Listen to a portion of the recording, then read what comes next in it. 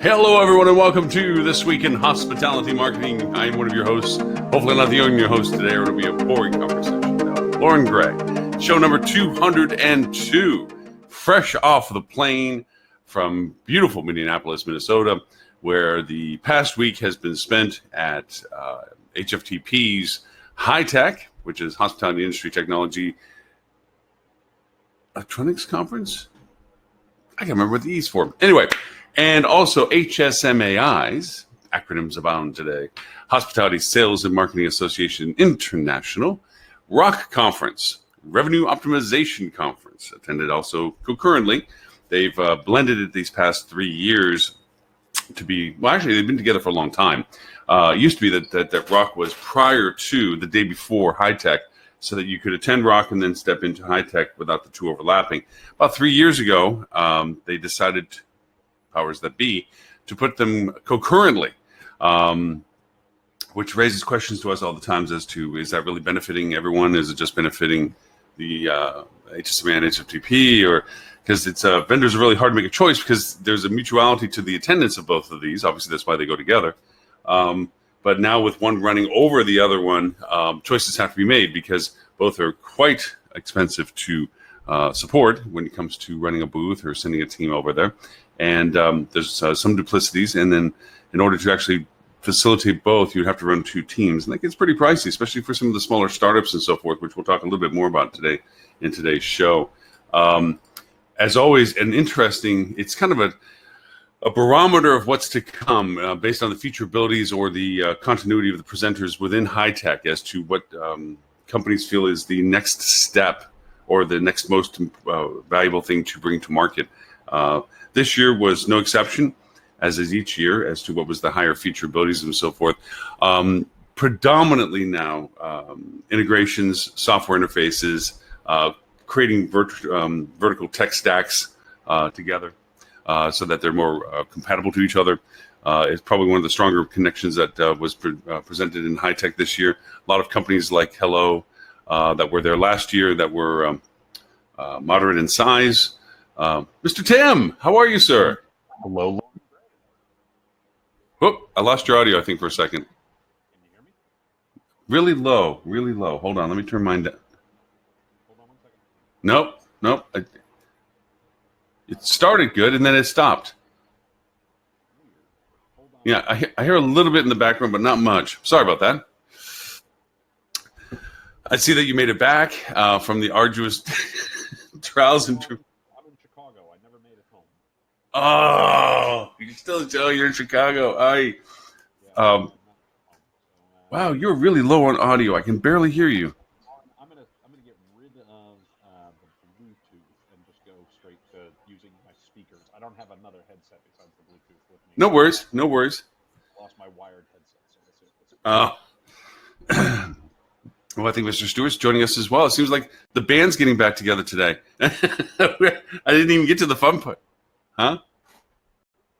Nope.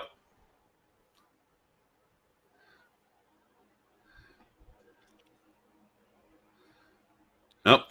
Hello, I'm Tim Peter. How are you? Can you hear me now? Stuart's going to do the voiceover for you, Tim. Since we can't hear you, he's just going to do the audio. When you invent the ship, you invent the shipwreck. Actually, this is looking great. I think we should just do the show like this. Stuart, keep your camera off and just talk whenever Tim tries to talk. Wait a minute, he's talking again. AI won't replace you. Smart people who use AI will replace you. Oh, God, this is too good. Oh, Tim, you have no audio still. He has no. Hey, guys. Hey, Stuart, how are you? Good. There he is. And Mr. Robert Cole, thank you so much. The band is back together. Now, I'm thinking of a new segment for the show. Yeah. Tim. Like a viewer mailbag type thing, right? Okay. Where viewers can ask questions. For example, the first question, how much meat could Stuart Butler ingest in one sitting? Ooh, I have an answer to The that. viewers would like to know interesting tidbits about the hosts like that. Yeah, it would be measured in tons, probably. Well, I was thinking some sort of volume metric might be even Yeah. more Yeah. vividly. Yeah. Well, so that our listeners may know what the heck we're talking about. All of the four of us had the pleasure of sharing company together and breaking bread while we were at High Tech this past week. And it was commented that Mr. Butler may or may not be familiar with a Brazilian restaurant that was there. What was the name of it again, Robert? Boca de Chao. Boca Yeah, de Chao. Thank you. Brazilian churrasquero. I'm not sure how you pronounce Anyway, that. so Stuart actually fooled us because we later found out that he has been to a similar type restaurant. So I think it was a lead-in just to get there and get a Exactly. meat coma. I told you guys you were in for dinner and a show, so you got Oh. the show for sure. There, Tim, you there? Can we hear you? Can you hear me? Yay! Yeah, we can hear you. All right. Something about trying with the Bluetooth headphones first borked the system, so I had to drop off. Messed it up. Yeah, it pings the sound source. Yeah. So So we the were. audio quality Did you may be a try little turning it back off and on frame. again? It always works. Yeah, no worries. Exactly. When in doubt, reboot it. Yeah, or kick it. It's an either or option at that point. I know. Late on Wednesday night, your voice was sounding. Your audio is pretty similar, Tim. So Tim is getting the notoriety of being the airport stalker. First in San Francisco with Dan Waxman. And me, as I'm parading down to my gate, I hear my name called across the way. And there's Mr. Tim sitting sadly in in a gate that people are leaving from with sad, sunken faces because the person over the speaker keeps saying, and again, your flight has been freaking canceled. Wow. Yeah, it took 35 minutes on the phone with United, which actually is not bad. I want to be very fair. You know, it's easy to beat up United. They took reasonably good care of me yesterday. It took a while to coordinate, but I was due to fly home yesterday and then fly to Chicago today anyway, this evening for a family thing this weekend. And they wanted to route me through Chicago last night, have me stay overnight, and then fly me back to New Jersey this morning. And I was like, wait. If you're putting me in Chicago anyway tonight, Thursday night, how about we just make the intervening flights go away, but I can still get home on Sunday, So There you go. That's sometimes very difficult for an airline to do. It really Yeah, is. it took them some time to. You need escalation to make that happen. There was gently. escalation. They had to talk to the pricing department because there were price Yep. differences, which they waived, and I'm actually getting a voucher on top of everything else. Wow. Oh yeah, Wow. they took very nice care of me, across the board. But I spent a lot of time on hold while the phone agent was talking to. Well, you did better. You did better than the people I walked into. So, do you remember in Men in Black when he says, "Junior, you have a lot to learn"? He pops open the door, and the world's even bigger, and they're even smaller. Yeah. Okay. So I get off the plane in Charlotte, and literally we tried to walk out from the little straps, when they try to board the plane to get into the mainstream of people, and it was literally people were just the whole C terminal. Yeah. Was deadlocked in the density of people, and the line that went into the American Airlines Help Center never went past 3 gates down the entire 4.5 hours I was standing waiting for my flight, because they had canceled so many flights, and everyone was stuck in Charlotte. It was crazy. O'Hare was a little nuts Yeah. when I got here last night. The real trick, actually, I was the king of let's screw with reservations. And to be really fair, both companies handled it very well. I rented a car for the weekend because we have to drive downstate for this family thing, and downstate Illinois. And I had a car reserved prepaid to pick up tomorrow, which is now today. Yeah. And of course, I arrived at their counter at 11:30 last night saying, I'd really like to get the car now. And that took some doing. But again, they were able to work it out. Nice. I will admit the poor guy at the counter was having a struggle with it. He's like, no, there's nothing I can do. It won't let me override anything. I was like, well, how about you just let me make a reservation for a car, just to walk up for a car for one day. Yeah. And then, rent me the exact same car tomorrow over the phone so I don't have to come back in here. But Yeah, they don't manage cars by VIN. Right. They were able to Actually, they do. There's a bunch of that in the back office stuff, Right. not in the customer-facing Right. stuff. Yeah. They were able to sort it out, and everybody was very nice. So I mean, as much as we like to beat up the airlines and folks like that and rental car companies when it goes wrong, I feel like both United and Hertz deserve some kudos today from me because they made it all work. Yeah. That's amazing because excellent. a lot of people forget that it's not just you that's affected, right? It's not when Right. a flight is Right. canceled, you're focused on your inconvenience, Right. but there are hundreds of people and hundreds of connections. And in the case of the God, storms yesterday, there were thousands or tens of thousands of people, Yeah. and they're trying to juggle this massive, complex thing. And it's easy to get There are- frustrated, but Yeah. Yeah. it's amazing you got resolution on both those situations. Yeah. There are flight attendants and pilots with dinner plans that are getting interrupted. That's right. That's exactly right. But let's put it this way, by the time People the trying crew- to get home. So, Yeah. so Yeah. our flight to end our story was that our flight, everyone was there, the pilots were there, the plane was there, except for the flight attendants weren't there. They're arriving in from Hartford. They were delayed by an hour, and then Yeah. they were, of course, when they had to come through the terminal, which was log jammed with people, and they got a standing ovation mainly because we're all still standing, clapping as they showed up. They kind of rolled their eyes like, "Oh crap, we have one of these things going on." But people were super nice to them. It's like, hey, it is what it is. We're all in this. It's not. You get this kind of group thing going on where it's like, when somebody starts bitching, it's like, really, please, they can't do any better than this right now. And yes, it sucks, but it's we're all in this part together. So just make it better, Yeah. And then the worst one is if the delays are too long and it's the end of like the end of the day. Oh yeah, they time out. Depending on they run it. All of a sudden they go illegal, right? And people get really irate, and it's like, guys, I think we want to have the pilot have the appropriate number of flight hours, maybe be overly tired. There's a reason these I know rules you're exist. Yeah, exactly. there, but maybe that's a better idea.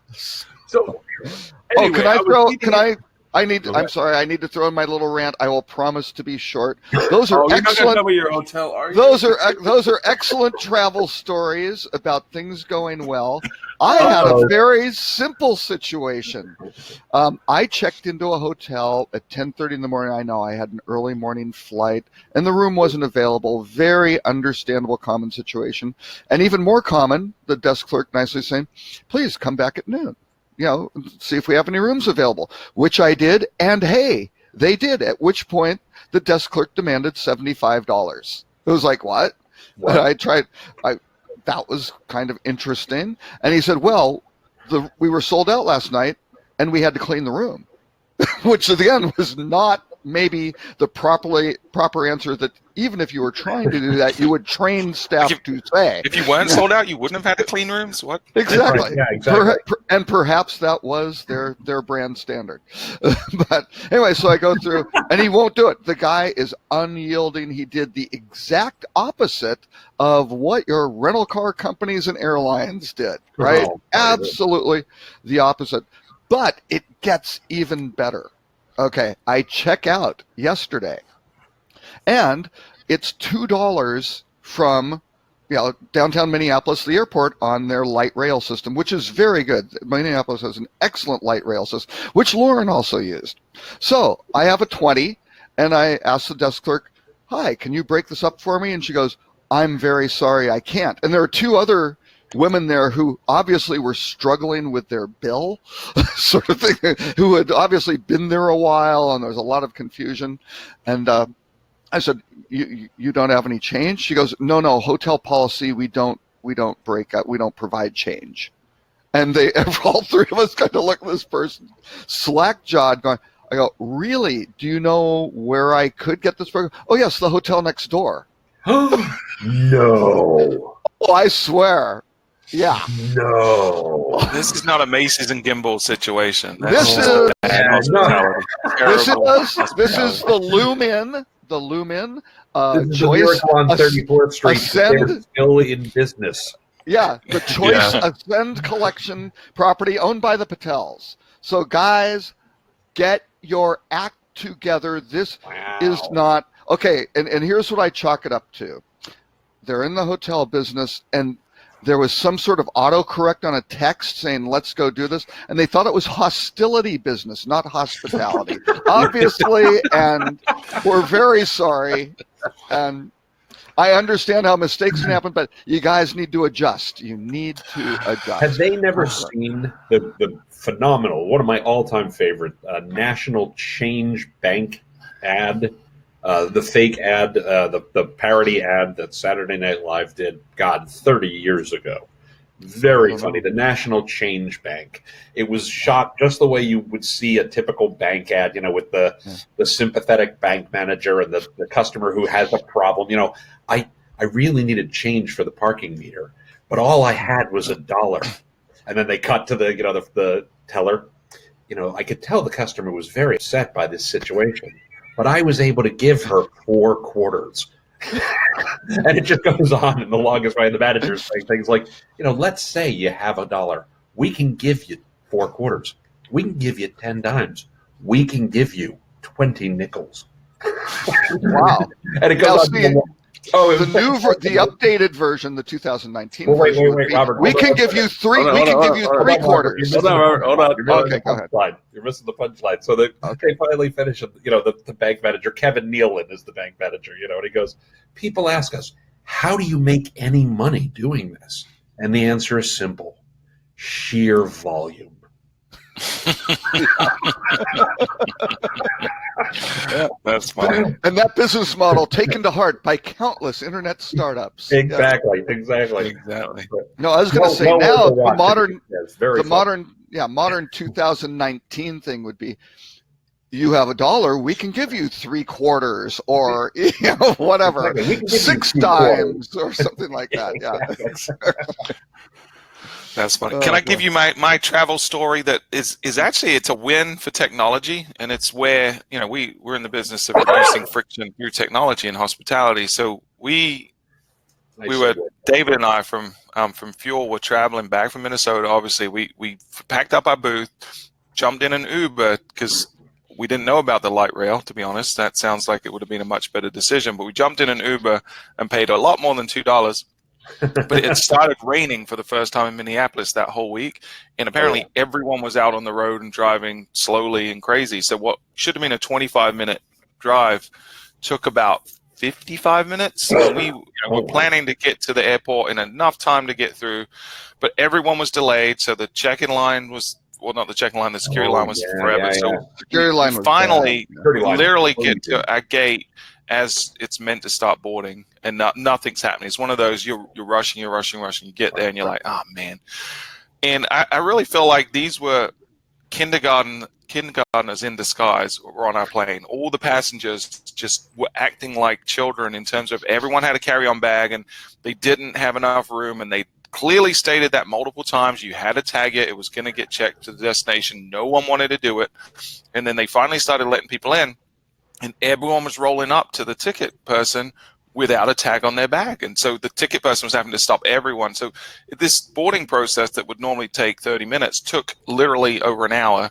And then by that time, Charlotte, which is where we were flying to, had told us we had to wait. So we were meant to get to Charlotte with a 49-minute layover, and we ended up landing in Charlotte 5 minutes after our next plane started boarding. And Charlotte Airport, you never land in the same concourse as where you're taking off. So of course. we and land and we're like, okay, airport that it's built to support. Right. So we ended up getting lucky. We were meant to land in C and go to E, which would have been a good mile run, right? But we ended up landing in E to landing in D and going to E. So it wasn't so bad, maybe a half an hour run. So we sprinted. Took us about 5-10 minutes to get there. We were the last people on the plane right before they're shutting the door. So we're sitting there, we're like dripping with sweat, and the AC's not working. It was just like miserable. And I'm like, man, I know there's no way our bags are going to make this. Not at all. So I pull up the app, and I don't know if you fly American a lot, but they have the bag tracking things. Every time it's scanned anywhere, you can tell where it is.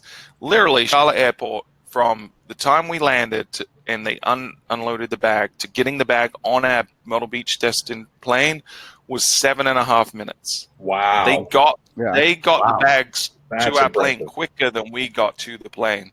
So, but Nice. the technology, having that accessible to us, we Yeah, landed yeah. into, it was stressful, but we landed at the right appropriate time. And I didn't have to worry a bit on that plane that my luggage wasn't going to be there because I had that reassurance from the technology. So it ended up being great. And had I not had the app, it would have been a less optimal situation. Well, End result would have been the same, but it would have had a lot more stress had I not had that technology. That's So it was fantastic. really good. Well, here's what I'd like to do if you guys don't mind. So we were all in Minneapolis, but I am the only person here who actually did not attend High Tech. I was at Rock. I spoke at Rock. I was in a lot of the sessions and the like. So if it's okay, I'm going to be the moderator for this discussion because I really have no opinion on anything because I didn't see anything to speak out, apart from the things I saw at Rock. So, I'm going to start with Lauren. What was the coolest thing you saw at High Tech? The coolest thing that I saw. Oh, you know what? I was a little bit slightly disappointed with most things because it's not about whiz bang stuff anymore. And I'm a whiz bang kind of guy. Sure. But I got to say that I saw a strong contingency of on-property softwares like Go Moments and so forth kind of up their game and functionalities that I didn't expect them to have. That being said, it still is underwhelming to many degrees. And the other thing I thought was most exciting was the fact that there was a couple of companies that are trying to create this vertical tech stack arrangement. They're really trying to show how they complete connectivities all the way up the chain. So those, I'm going to have to be soft on my ranting and raving happiness about finding new gadgets and toys because I really didn't see a lot of like boom stuff. It's more like refined stuff. More things are getting refined. So it was evolutionary, not revolutionary from your perspective. Yeah, that's how I would take this. But getting deeper into the customer experience on property. That there's some attempts, of really trying to break down some things a little bit better and make it a little bit smooth. Just to Stuart's point about the neat technology of tracking your bag. Now I'm seeing a little bit more advanced conversations about more less autonomous and more engaged engagement while people are at property level. More opportunities for people to engage is one of the things I saw. So yeah, cool, fantastic. Robert, same question. What did you take? Three things. No, One, only after one, Robert. That's the no. There were three in there, well, the one isn't. The first one I'm going to mention wasn't really tied to the other two, but it was impressive.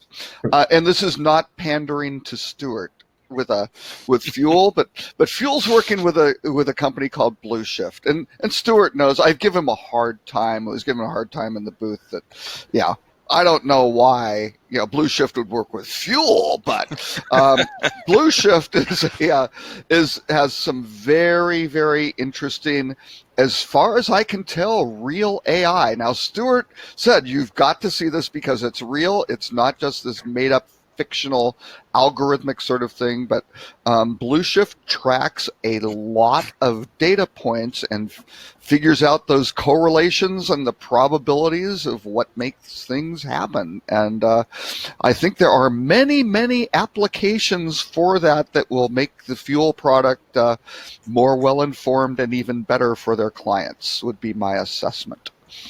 Fair, Stuart? I mean, that's very fair. Yeah, I want to get those guys on the show at some point that just explain. We're essentially creating a golden record of everything, every interaction you have with the consumer. So not just your demographic information and stay information, but interaction information. Anytime they hit a page on the website or click on an email or do anything with your brand, pick up the phone, anything, pushing that into a single record, and then the AI, like Robert said, is looking for patterns automatically. Machine learning is saying, okay, people get from point A to point B. How do they do that? And it recognizes similarities between different people. And then it kind of short circuits that when it starts seeing the beginning of that pattern happening with someone, it knows how to nudge them faster to the end point. It's really, really slick.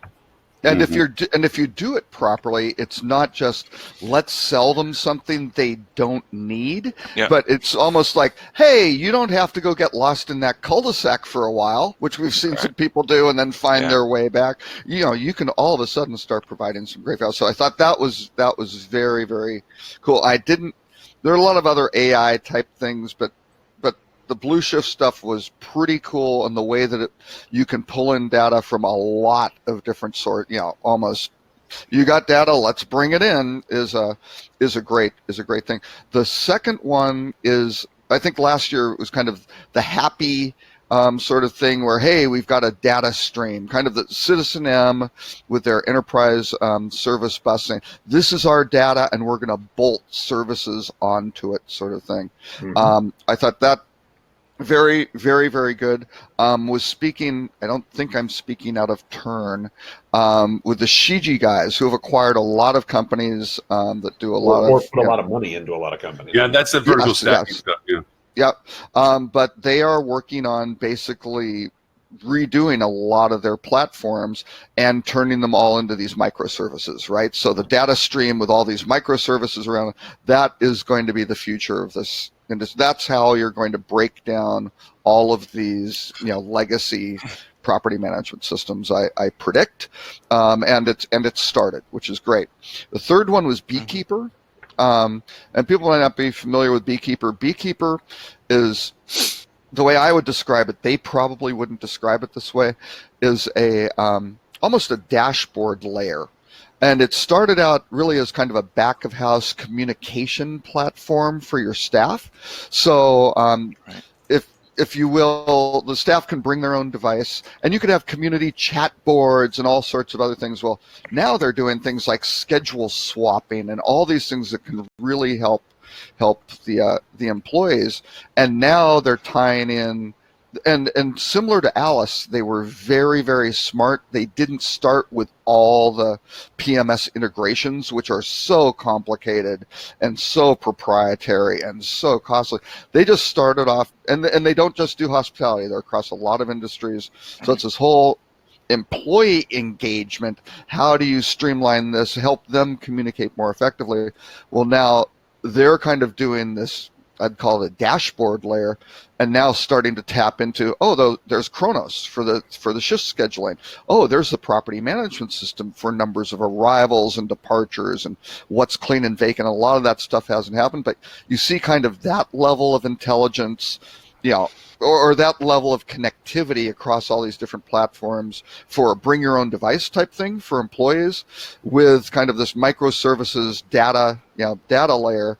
And then combine it with like the AI type stuff that Blue Shift's doing with Fuel, and you can then start going, oh yeah, these dots maybe are going to start connecting and get pretty interesting. So that was my takeaway. Just one last time. Oh, Beekeeper. Beekeeper. Yeah. They were there last year. They were one of the 20X companies last year. Right. More standings. I spoke with them last year, but they definitely evolved their product a lot in 12 months. Oh yeah, and I talked to their VP of product development, who's out of I think Zurich, and they are across a lot of verticals and things like that. But oh yeah, he's really smart guy, and they're taking a really smart approach to developing these things. And there are examples like emergencies in a Hurricane Irma. Right? It's Florida, things are bad. Hotels they're communicating with their staffs. Here's what's going on. Checking with the staffs, are you okay? Right? And they have all sorts of things like, forms where you can send things out, or their read receipts and things like that, direct chat. So a lot of these things, and I've always been a fan of Alice and things like that, which is great because that's just kind of guest communication, ticket tracking, which again, they hate when I describe Alice as a really simple ticket tracker, but that's a huge compliment because they took a really important process, simplified it, and made it work. Well, these guys could do all that stuff, and you don't need, yes, you could call that service. You don't need their UI that is only specifically, kind of siloed into we're talking to guests and getting the message back of house to the engineering department. This, you can do a lot of very creative things. Again, tacking together all these services you may have from multiple platforms, right? Which could be very, very cool. So anyway, so it was good. Cool. All right, Stuart, same question. My turn. Okay, so Lauren had 1. Robert had 3, so I got like 7 things. No, I'm just kidding. And go for it. So overall, he's going to talk about Stuart's going to talk about the makeup booth where they had, and these guys know that I was obsessed with it every because time I love Robert with I Every time love Robert came by, Every Like, time "Hey, Robert man, was big talking up about booth." it, everyone. No, no, and the very nice the women from Jonas who cleared it up and were sure, they said this was like a mall kiosk. They were Yep. selling rejuvenating Yep. products for women at this show, and you're Right. like, why are they those sorts of booths? They seem to have people Absolutely there, though. amazing.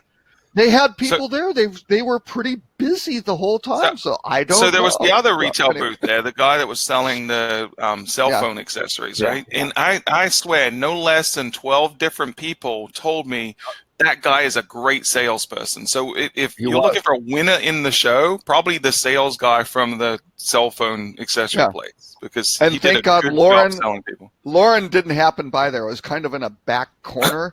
Yeah. Lauren would have just bought all the Everything, yeah.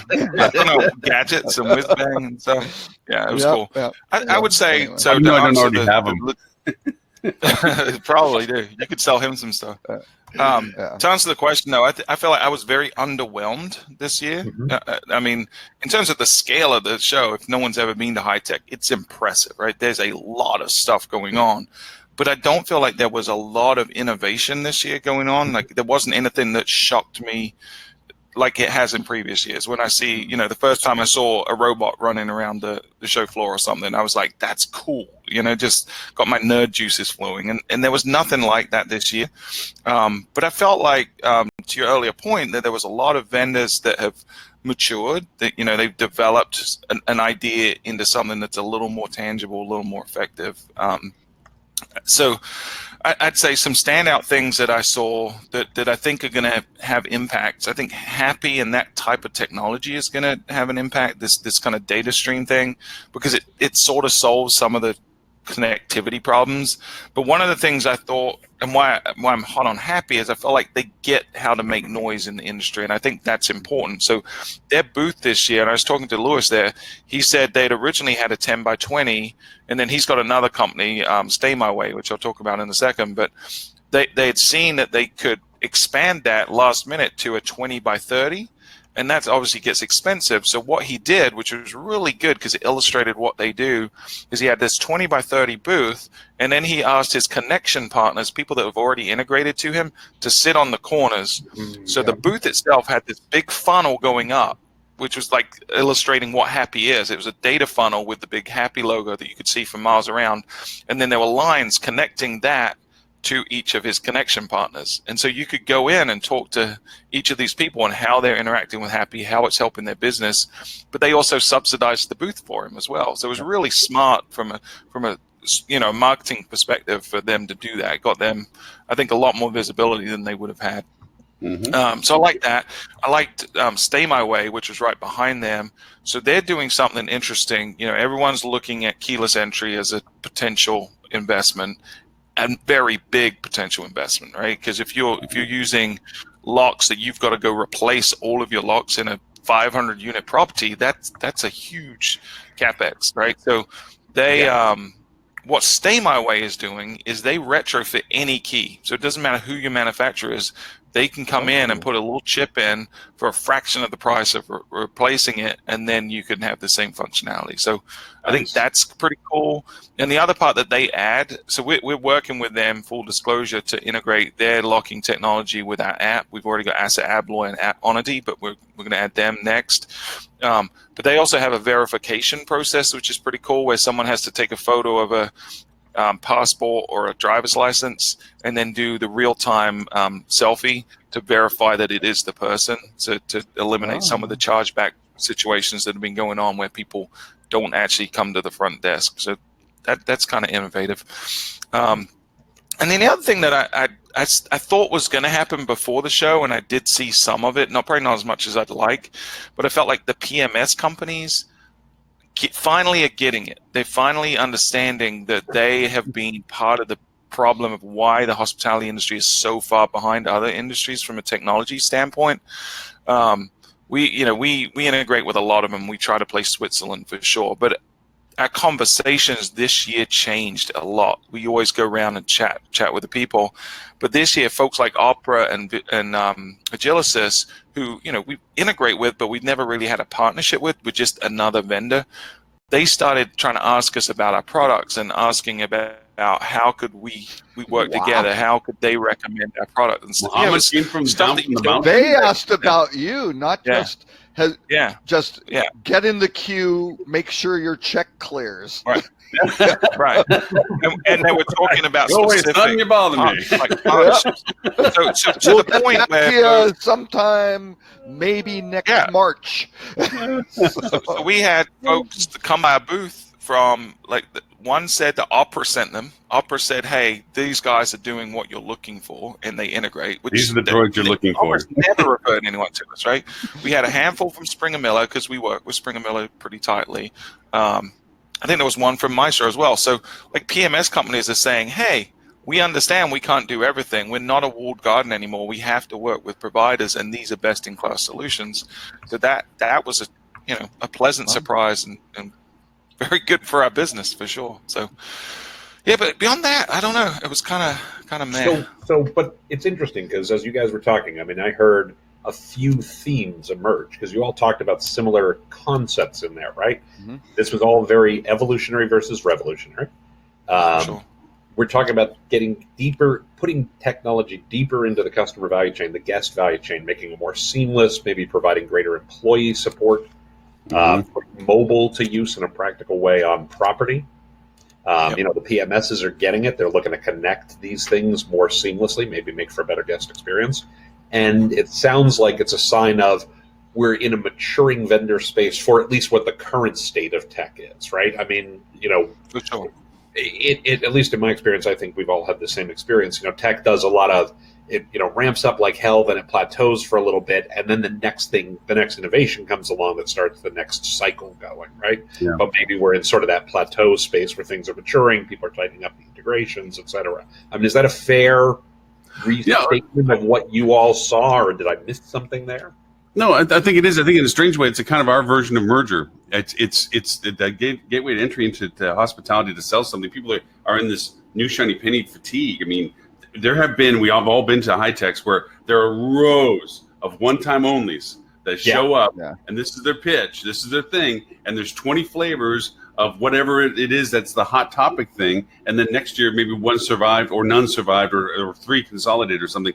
And this year, and I'm not taking anything away from high tech, there were empty rows on the ends. There was holes in the floor plan where there were lack of vendors and so forth, which I had never seen before at high. I mean, there's always been empty space in the corner, but and I have a question about that specifically because I'm really curious about this. I have often used high tech as an indicator, and not a vaguely leading indicator of where the industry is from a business cycle perspective, right? I mean, anybody who was at high tech in 2009, which Lauren, I'm sure you were, high tech in 2009, admittedly, that was definitely lagging at that point, but it was clear. It was clear that the fecal matter had struck the rotary oscillating device. Because that was one of the grimmest trade shows I've ever been to in my entire life. Yeah. But in terms of as an indicator of the state of the industry, is the industry strong? Is the industry slowing down? Is the industry speeding up? Where do you see it going based on what you saw, or is my entire premise BS, right? No. Robert, let's start with you.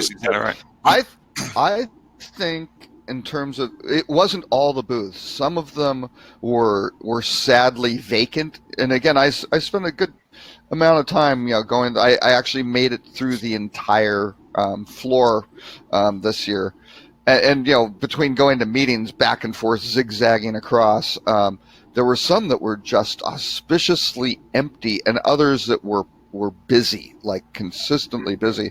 So, and the consistently busy ones are pushing the stuff forward, and I think that's it. And it was weird. There were a couple that Sabre didn't have a booth, and you kind of go, and I believe they did it. They did it wrong. I've never seen that happen. They have skipped in previous year, like 2 or maybe 3 or 4 years ago or something like that. I thought they skipped one. Yeah, but no, Sabre didn't have a booth. By the way, full just to point that out, they did have a small booth, which to be fair, they were all small booths. They had a small booth at Rock. Yeah, they're like tabletop, like little tabletop Correct. type Right. things. So they yeah. were an exhibitor at Rock, but that's interesting that they were at Rock. Yeah, and not that Rock. was interesting. Rate Gain, who's acquired Disco, and they just acquired BCV, all these things, 10 by 10 booth, little small 10 by 10 booth. Mhm. And so there was some, the question for me is, oh boy, did they don't see value in the show, probably by, doing this or not, No, they picked a side. not being there. Yeah, I don't know. So Well, those were kind of, that's those interesting. little, That's an interesting question. Were people and Stuart, I'm not going to put you on the spot on this one. As somebody who was a vendor at the show, chime in if you want to. Don't chime in if you don't want to. But obviously, Rock and High Tech ran concurrently. Was there any indication that people were sliding resources more to the Rock side of the house because they're selling more to the marketing side of the field now as opposed to the IT team, or is that just No, I'll tell you flat because you were there, and I can tell you that the representation in the back of the Hall of Rock was completely different than the representation that most of them weren't at Rock. I mean, they weren't at High Tech. They were they chose Rock. Martech tends to shift to Rock these days for sure. Yeah, and Okay. and I was when I was on both of them going between that I was talking to some vendors I was seeing walking the floor, and I said, "Where's your booth?" "Oh, I don't have one here." "Oh, well, we chose to do Rock this year." "Oh, Yeah. okay." And then by the same token, I'm seeing some vendors that are at Rock, and I'm like, "Oh, okay. So how's everything going with your thing?" But they normally are a participant in Rock in the back, and so we chose to flip over to High Tech this year and see what happened. We can't do both. Yeah. That was the most common statement. Yeah. You can't do both. You can't field two teams. well, it's Or fielding chose a couple or teams. chose doing it. not to. Right. Yeah. Yeah. I chose not to. Yeah. Well, But because to- it overlaps one day. Yeah, it's a problem. You need to bring in. No, it's two. Oh, it is? It is two. All of the training programs and everything else that Rock okay. has is on the day prior, just as much. Oh, as and they had High Tech booths. their training. Did they have booths Yeah. during those? I too? wish they'd shift it one Yeah. day, the other separated. Because Well, they used to. Yeah. it used to be. You didn't interact really at all. You had Just Rock butted one up to day, and each then other, High right? Tech started. Yeah. Yeah. Exactly. So I would say last year was the first year I don't know when they started overlapping, but last year, really the last 2 years. So Toronto and Houston, we noticed that Tuesday was solid. Wednesday was very quiet, and Thursday's always vendor day, right? It's just Right. it's a very short day, and it's Right. the end of Getaway the day. show. Yeah. Yeah. Right, exactly. So, but this year we didn't notice that, and I think part of that was we did a lot more pre-gaming and setting up appointments and just putting noise out there about what we're doing, and so Yeah. I mean honestly, Monday for us this year, Tuesday, the first day this year was better than all of Houston combined, all of Toronto combined, Wow. and possibly we got to go back and look, but possibly all of Houston and Toronto combined. Like our Monday, our first day was like great. Part of that is because we had the hottest boo babe in our booth, Lauren Gray. Wow, By yeah. far the drawer of the show, right? But did I did Lauren's ask him not to security? wear the short Did skirt, Lauren's but, security you know. detail? Did the security detail and the groupies, The groupies, yeah. keep some of the Probably prospective so. clients away just due to the Yeah. crowds? So, By you know, the way, maybe. I don't know. for those of you who've never met Lauren in person, I can't imagine anyone who watches this show who has never met Lauren in person. Lauren is I'm gonna go out on a limb here, is like 6'12" and He's a giant. 40 rock hard muscle. If Lauren Gray needs a security detail, I can only imagine what those guys must look like. Yeah. He's like a black belt in multiple disciplines of Correct. martial arts Lauren too. Gray So, is a security detail all by himself. Yes, So, but when Lauren US is Secret carrying, Service and Chuck Norris are both in fear of Lauren Gray. well, Right. they would be, except Lauren has a 400-pound backpack, which does somewhat limit his mobility. So That's my tortoise shell. I'm a Ninja Turtle. That's my tortoise shell. Hey, Literally, he does that for everyone else's protection. Basically, that is Lauren's Oh. version of tying one hand behind his back. that's right. I see. Otherwise, it wouldn't be a fair fight. that's Hey, with All right, that in so- mind, so I want to go back to the question. So, Robert, you chimed in. Lauren, state of the industry, your take on it based on what you saw. I do think that it reflects it. I do think historically has reflected this, and I would say that the feeling I got from this show was it was pensive. There was not that new flurry of things, as if there's a lot of companies out there that are saying, "Hey, I got this new product." People are like, "Yeah, I'm not going to fund it," or you know what, I just don't think even if we stepped into the market now, there's going to be enough market in the future. Everyone's waiting for that other shoe. Everyone's beginning to honestly think that within 24 months it is going to change for us. And so if for new companies, 24 months is a blink of an eye. And so a lot of things are coming up. So there is this maturation of current services, plus also too, as with social in our world, more communication has happened within our industry, and there is a groundswell of consistent noise to the PMSs, to the legacy systems that says we're looking at this and we're saying, you know what, you are a causation of our problem. So either you merge up and start doing something, or places like Happy are going to find solutions for us, and we don't need you anymore. We're going to find other ways. So I think that kind of comes through a little bit. And also, I'd have to say one other thing that is reflective is the traffic flow within high tech is another barometer I've often had. Yes. When it's all happy land and everything, you want to hit everywhere and everything. It's like Candyland everywhere. Every row has something new and adventurous to find. This one, Stuart hit a sweet spot. He was midsection right, and that seemed to have a very consistent traffic flow because you've seen them, and there wasn't large displays in the place, but there was fewer of them, and they're usually dead center, boom, dramatic, and then they try to spread them out to make you walk out, in the back and so forth with these other huge displays. There was only a few predominant displays within high tech. They really stood out. Microsoft always eats up a whole, if you want to call it a city block, those kind of guys and so forth, but not a lot of them. Not a lot of them. I remember one year back where there was like 4 or 5, 2, 3-story presentations, where people were sitting up looking down at the little people, There was only one this year kind of thing. And it was very small and it was very unengaging. And, there was booths. That was the other scary part. DirecTV and all these other ones used to have these massive booths. Well, they still had a moderate sized booth, but they were like ghost towns. There was 10, 15 people in DirecTV shirts and not a person was there to talk to them.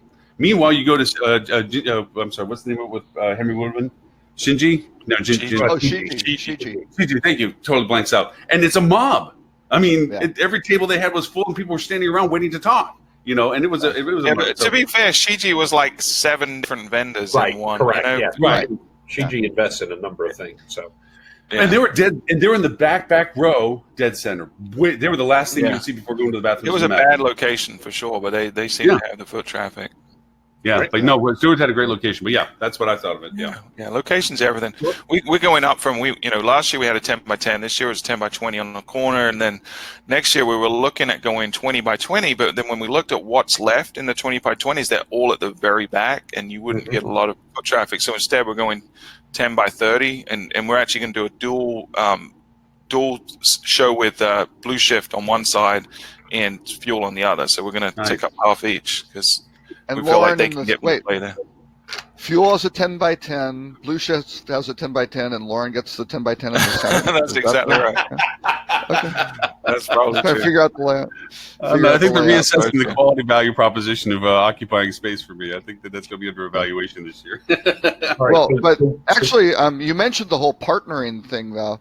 I was expecting Tim to mention leading hotels of the world and their approach to World Travel Market, right? Because leading for decades. Oh, maybe you never went to World Travel Market with Lee. I don't know. Maybe they never let you. I only went one time, and I spent almost my entire time not in the booth. I spent most of my time at meetings with, hotels and things along those lines, and frankly, heavily intoxicated. No, I'm. If you hadn't added that last part, some things have not changed. No. If you hadn't added the last part, I was going to say that's code for the bar. Well, and let's be fair. Anybody who has ever been to World Travel Mart, let's be really fair. This industry certainly has a reputation for folks who are not afraid to throw down a little bit. And then there's World Travel Mart, which is a whole other level. Whoa. And then there's ITB Berlin. ITB, right. Correct. Yeah. I've never been to ITB, but I've certainly... You have never been to an ITB? Oh, my been God. to ITB. Wow. Sounds like a road trip for all of us. Road trip. I certainly have my fair share of colleagues, running into them drying out a week later. So Oh yeah. Let me have River- one- recovery yeah. period gets Oh, longer every time. So, I was going to say though, what Leading did, because they have all these 5-star hotels, they would have a very large, always a very nice booth, but all these hotels would have these little kind of desktop-y type things, Yeah. which was great because it was the hub, and then you could come in and meet with, instead of trying to find these guys where they might be, and it's too expensive for these, Correct. even though they're great, well-funded, big marketing budget hotels from around the world, it's just crazy. And all of a sudden they can consolidate the demand, similar people, commonality between, very, very effective, approach. We actually did that, and I say we did that. I had nothing to do with this. That was a thing Yeah. Leading has done at Oh, many decades. events Yeah. for decades, and it's always been about how do we help the hotels sell themselves as individual independent properties. So nonetheless, Yeah. all right. So what Let me I add one more thing to the other thing. We all made the same comment that the parties this year were combined parties. So there was a lot of combined parties, Yeah. which was different. I just want to I make think sure that's we all just a comment on. cost strategy, right? Because you It's- get the same bang for your buck, but the bucks you're spending is a Well, little low. And you don't wind up with an empty party because Right, there's 17 of them going on at the same time, and people, Right. Yeah. I think I don't know what the average. That would be a very interesting statistic, which I'm sure HFTP doesn't really track because it isn't really their thing. But how many parties did the average person attend? And it was probably maybe 2 a night, Yeah. maybe. Yeah. But again, people aren't hitting 4 and 5 and stuff like that. So they got to For sure. consolidate, I think. So So can I, really quick before we jump to the next Yeah, question, No, one that's comment I okay. want to make on this overall feeling of it was, more of an evolution than a revolution. I think one of the conversations I had a lot at this year's show with hoteliers was the technology in the past that's been there and been bright and shiny has been more of like a single feature than a full product. It's something, you look at folks like TripTease, right? That come out with this rate comparison stuff, got a lot of buzz early on, and people have it, and then but there's a plateau of how effective that is. And there was a lot of bright and shiny stuff in the past that I think people would jump onto and install because it sounded cool. There's a lot of Laurens in this world that just see something shiny and say, "That's really awesome. I need to do that." Without a strategy, right? They spend the money, they deploy technology, and then sit and nothing really happens because they're not putting focus on the plan on how to use it. So we had a lot of conversations this year about, whatever the technology is, you need to approach it from how do I maximize the capabilities of this tool? Right. And how do I do it in a way that improves the customer experience? And we had a big feisty debate on last week's show about chatbots. And that's a technology that we saw a ton of players in that space. Mobile apps is another one. There was a ton of apps and it's shrinking. There's not as many players, but the ones that have survived and the ones you talk to, they approach it differently. They approach it the way we approach the booking engine. Booking engine isn't just a widget that sits on your website.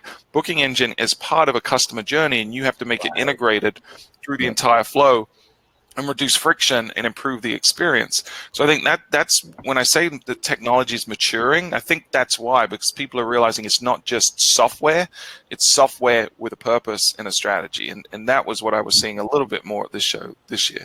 Mhm. Less bright and shiny. Got it. So here's what I heard you guys say, and I just want to make sure again I'm recapping appropriately.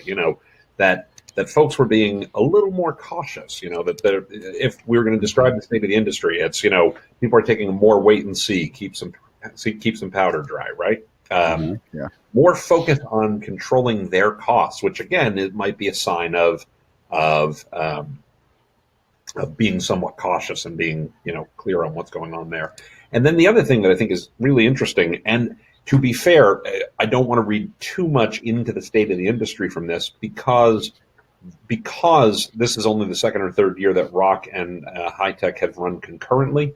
People were, the vendors were making choices about where they exhibited. Now that could be that it was a cost control. It could be that it was, they're being conscious of where the market might go and trying to be smart about it. And it could just be, now we're not going to pay for 2 different shows because we're going to be talking to the same people twice. Yeah, same audience, yeah. The same And to audience. be fair, High Tech it's not an inexpensive investment, right? Because No, not only are you sure, yeah. securing the space, but the booth, the shipping at the booth, the outrageous prices for the carpets and things like that. I mean, and they'll charge you ridiculous amounts. So there's a lot of people there. I probably have 5 different booths borrow. We bought a little $15 hand vacuum because if you don't want mess all over your carpet every day, Right. they'll charge you like $200 a day to just come and vacuum your thing real quick. Right. It's like $50 for a trash can just to have a cardboard box. But there's a lot of like hidden costs, and when you total it all up, I think we looked at getting Wi-Fi. We ended up opting for just a mobile hotspot because the Wi-Fi there is trash because there's so much interference between all the signals. It's always really bad, but it's really expensive. Like if you wanted a dedicated multiple point, really good high bandwidth connection, it was like $15,000 this year. It was stupid money. Julie, what interesting I said for them to have Wi-Fi for their back of the house engagement, not the generic one that they had to pay, that they needed to pay for people to engage with at the show itself, but to have it in the back was $30,000 for them to have a back of the house Wi-Fi. Insane. Yeah. It's insane. Welcome to the convention center business model. Yeah, but So they rent 42-inch TVs for $500. Okay, so we went to Best Buy and bought a 49-inch for $300. Right. Yep. You know? Well, and I don't want to make a prediction that I don't want to get way ahead of the things here because we're probably 3 or 4 years before 5G is really a thing. But I mean that is clearly something that is not sustainable at some point in the not too distant future. It's not going to be next year. It's probably not going to be the year after that. But maybe you get a couple years down the road, and that's not. Our mobile hotspot was faster than the Wi-Fi there. And it was. It did great. We did some live streaming off of it. Heck of a lot cheaper. Yeah. Oh, and for people, just to know that I'm going to be posting them. I did some 360 walkarounds. Just if you want to feel like what it was like to walk around on the floor in the show and stuff like that. And I'll post them just for people who have not been to high tech, just to see, the Disney Wonderland of it all kind of thing. I'll post them up on the show links on this when I get them loaded up so that people can see them. So cool. And I'm sure we're going to want to get at least a couple other topics in, but I have one last question for you, and this is going to be really quick. This is sort of the lightning round question for each of you. Which is, Lauren's going to win the lightning round. That's not fair. By the way, we came up with Lauren's superhero name this week. He is Lightning Rod. Lightning Rod. Lauren used to dance under that name, I thought. Exactly. So, Oh yeah, well, everyone has a stage name, but yeah. I'm waiting for the comic book, Lightning Rod. Exactly. Nonetheless, if you had to sum up, one big takeaway or one thing that people should know about high tech or the meaning of high tech or what you took from high tech, you could pick any one thing, but just one, Robert.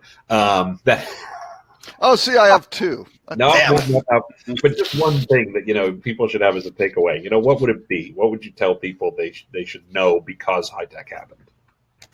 What they should know? Oh, I thought you were going the direction of why people should go to high tech or not go to high tech. Oh, I mean, you can do that if you like.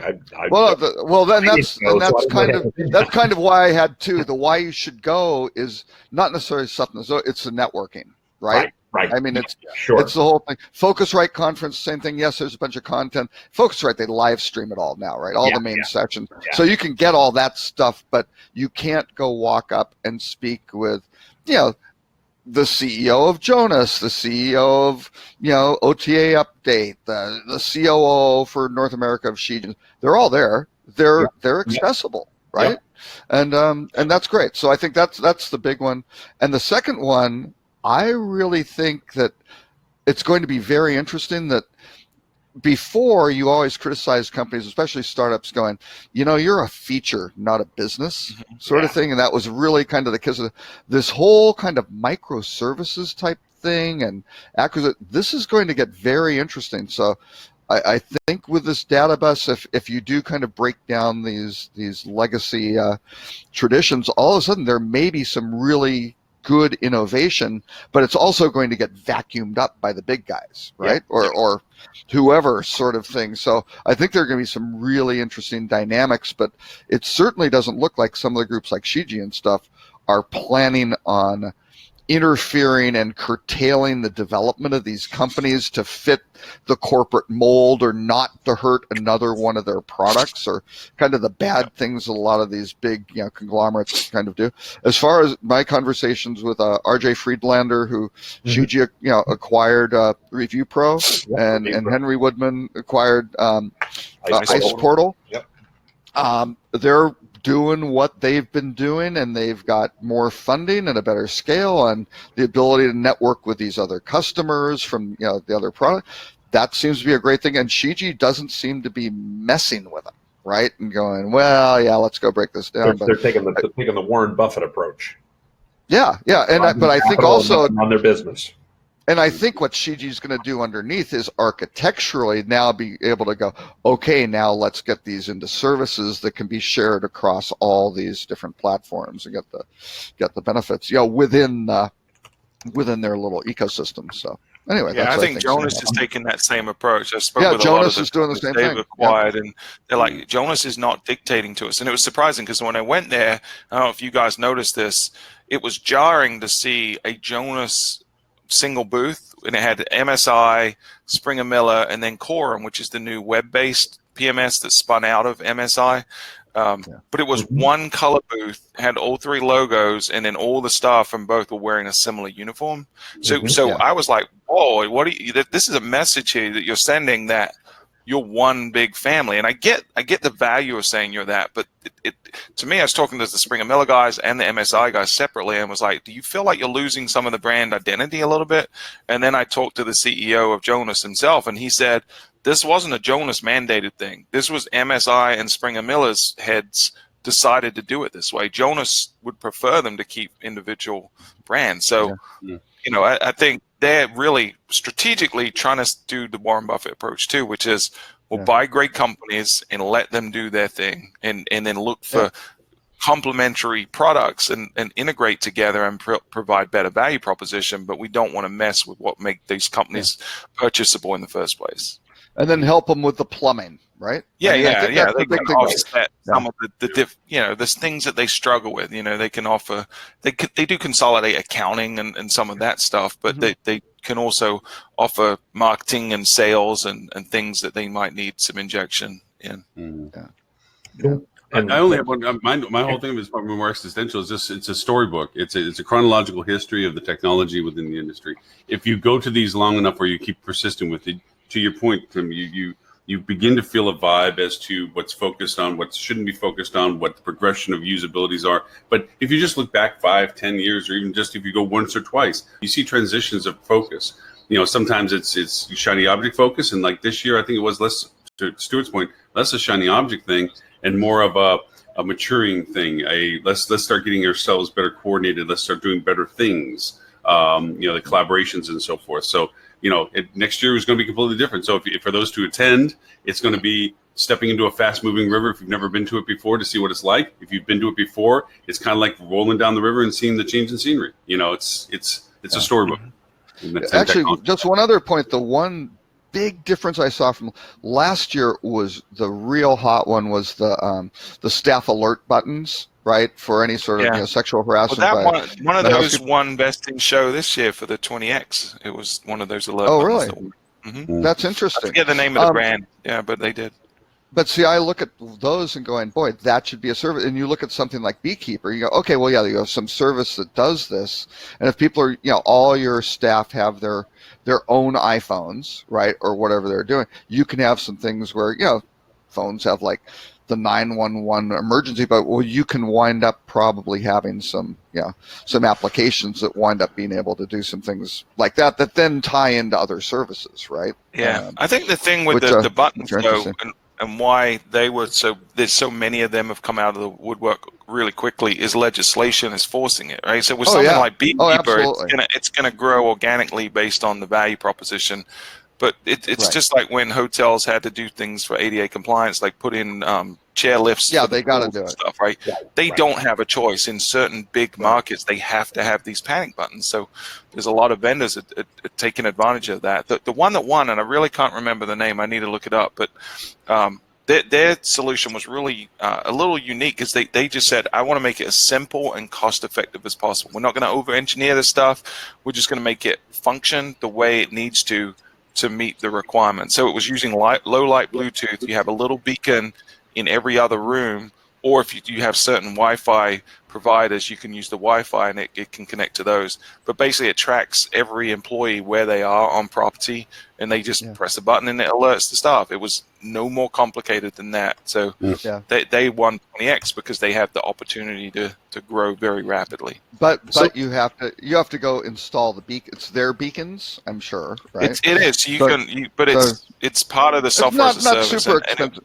Yeah. Beacons are generic. almost turning Like- generic, though. Beacons are almost turning generic. There's 5 flavors of beacons now you can get. Most of them are intertwined anyway. It was like $6,000 a year or something ridiculous. It was not a big investment. Right. Yeah. So let's flip things around and go from just to cover up on the rock side and HSM message. You were dedicated to being to that, Tim, and I know the content's completely different than attending a conference show booth. Can I answer the previous question first? Oh, before I'm we jump in the rock? sorry. Absolutely. Okay. Sorry, So I think, and this is a bit of a downer to leave it on, right? So I think my biggest takeaway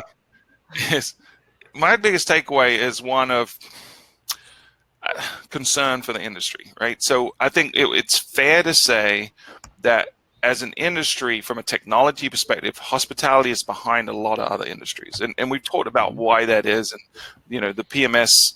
The old PMS is being part of that problem, but there are other problems too. And I think we're at a point in the industry where everyone's beginning to come in an alignment behind, okay, lack of integration is probably one of the biggest challenges and one of the biggest reasons we're in that situation. And so I think everyone's gotten to that point, and then they're saying, okay, the solution is some kind of universal standard for that.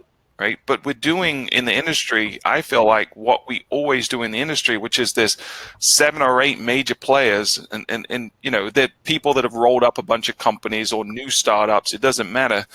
But they're all trying to solve the same problem, but they're all trying to solve it in different ways. So we're going to end up trading one set of problems for another set of problems where we're saying there's not a standard, so let's create a standard. But when 20 people are creating a standard, there isn't a standard. So we're going to end up in the same situation where people are boxed in with their technology based on which tech stack they decided to go with first. So I give the industry credit for saying, hey, let's solve it. But I wish it's amazing because this hospitality industry knows each other so well, and yet is so reluctant to work together on a solution. Like if 5 major players came together and said, here's the real, and HTNG, to their credit, tries to do it, but for everyone that's behind HTNG, there's half the people don't want to get behind it, right? So because they want control and they want power. I wish we could come to a consensus. Thank you for teeing this up. Thank you for teeing me up, Stuart. Okay, so I'm co-chair of the HTNG work group for a unique identifier for each hotel. And simply put, it's a registry. It works like DNS does for IP addresses and websites and things like that. And You're creating some of the people watching the what? The QSIP number. Yes, there would be every hotel for those who don't know this, if you're a stock, stock exchange ticker symbols, things along those lines, but every stock has a QSIP number that always stays attached to that company. Right. A persistent number identifier yes, exactly. And so what we're looking at, and this has been tried a few times before, and it has been grossly botched, right? So all this does is create a persistent identifier, but it does a couple of things. When you do this, just like DNS, where a DNS record says, oh, here's an MX record that points over to the mail server. Here's another one that points over to where the website is and things like that. You can have that. And then all of a sudden, when you do that, if you're participating, you can enable say if someone is, and these pointers would be, oh, they are on version XY, whatever, 14 BC of Oracle or something like that, and here is the resource that it points to. Right, and then they can go authenticate onto that through third-party systems through the owners of those resources. But all of a sudden, if you have that sort of thing, you can have automatic notifications. So I was speaking to the Beyond TV guys, right? Just going, hey, would an ID be even important to you? Expecting them to go, no, makes no sense. The guy's like, that would be huge because we get calls about you can't check out from the damn TV. Well, why? Well, the PMS updated and nobody told them, right? And it breaks and then it's all reaction. Or the TV service doesn't work because, again, something changed with the PMS or some provider and the version changed and it blew everything away and it was some sort of unintended consequence. Nobody knew that particular deprecated feature drove all the in-room television, which is a bad thing when they can't turn on, right? So how are you going to, right, I think everyone agrees with that. It's probably something that would help the industry, but how are you going to get buy-in from all the PMS companies? Because if you don't, then it doesn't work. We have PMS companies who want to run the whole thing where it's like, no, I'm very sorry. All the PMS companies seem very, very interested in this because this can also facilitate continuity of here's where my stuff is before, like all the POS, all the interfaces they have strung off of there. All of a sudden they can maybe go, oh, that's the stuff they have. We have interfaces to those things. So all of a sudden it can streamline their cutover processes. Plus when you change brands, the flag change issue is a real big one because some of the stuff stays the same. Some of the stuff that changes may be able to blow away, a bunch of things. It's the ship of Theseus problem, right? It's yep. Right, where sorry, I like boats apparently. So yes, tell us more. What about the ship of feces? It's one of my favorite thought experiments. I use it a lot. This is literally my favorite philosophical discussion in history. But this is a very real problem about what you're talking about. The idea is there was this dude Theseus in ancient Greece. You could apply this to anything, and he had a boat, and every time he came back from a voyage, they removed some planks from the boat and added new planks. And at what point did it become a new boat? Right? Yeah.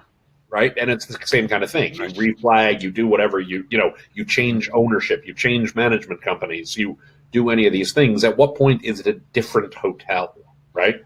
Right. Yeah.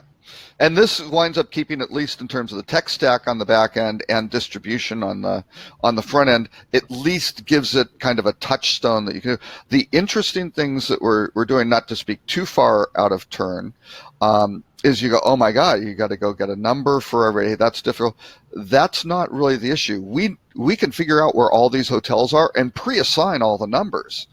And I think the laggers, the vendor community, seems to be the ones who are going, we have pain, we have direct cost savings or revenue opportunities by doing this. So we're going to address kind of them first and getting the stuff, and we'll let them use it. And if the hotels decide, oh, we want to stay on the sideline, we don't want to claim our ID and then proactively manage it, that's fine because the vendor community will tie into it and be using it on their own. And it's like, that's okay. So I think between some of those, making it a nonprofit where it can't be acquired and having some things, and just sticking to being a registry as opposed to, hey, we're going to go do, here's services layers and here's a business and, ooh, we'll have a universal cache for distribution. All sorts of folks can go develop off of that. But if you can't do any of that stuff, I think what everybody's kind of concluding, at least in terms of my conversations, and I was running around asking people to punch holes in it, and if they had no value, tell me it's no value. My feelings won't get hurt. Let's figure out reality here. They all said, you can't do any of this other stuff if you don't have this consistent ID. You need something to tether these things to, and that's why you've had all these fiefdoms. So I'm feeling, actually coming out of it, I'm feeling more optimistic than going in. And again, I've been kind of maybe 60% optimistic, knowing there are a lot of landmines. But boy, the conversations with the tech guys going, tech is not the issue. We can do the technology. That's right. not It's standards. Zero. Standards is the It's- issue. well. And HTNG has a ton of standards, and Open Travel has a bunch of standards, Right. but Exactly, they're all but they're optional. different But they're all optional. And no they're one all uses them. optional. Right. Oh Yeah. well, no, on the These distribution are never. side, These are. Yeah. I mean, Yeah. They're if not. I can There's- make a bold there's statement, these schemas- are never there's schemas and technology checkers. problems. This is a people No, problem. sure. This is Yeah. a People consistency problem. Right. This is an operations problem. So- Operations Well- in the sense of people following the standards. right? Yeah, and here's the problem, right? We integrate with works tons- really well. Yeah. So we integrate with tons of PMSs or just different vendors that use the HTNG standard, but then it's like, well, we do, but then we found that this is a better way to do it for us. So it's like a quasi version of Right. the That's standard. What they So had before, kind of defeats right? the And purpose. they couldn't really do the standard. And in those standards, almost all the fields are optional, right? Right, Because right. they didn't Yeah. want to lock it down and go, sorry, Oracle, you really are doing it wrong, and you're out. The problem is the Thing is not a naming good of the approach. fields. The labeling itself is a Right. problem because every PMS has a different nomenclature. Like what Absolutely. they call a rate code is different in every PMS. Like how they refer Absolutely. to packages is So- different. So what we were thinking is if you have a unique, this unique ID is for the hotels, but then all of a sudden if you start having this ecosystem where you start mapping the version and the the pointer, the URI where they can get those resources for the API, there will naturally then be the ability to start mapping out, here's how it maps the standard, and here are the fields that we have, and it translates from this and this, and you wind up using pointers and translators. Now, is that 100%? No, but we think it's probably, from a development perspective, not full interfaces, but kind of adapter level stuff where you can go, you know what, these guys are 99%, but here's the adapter that really lets these square pegs fit into the round holes, right? Because And that's where the Robert, problem is. Robert, you may be doing this already, but if I can offer a thought, and again, Yeah. you may already be onto this, but I would follow the Internet Engineering Task Force model of Absolutely. rough consensus and running code. I mean, Yep. Absolutely. because the harder the standard is, the harder it is to get anybody to follow. Oh, absolutely. And that's why we're focusing on the minimum viable product is the Yeah. registry. Yeah. That's it.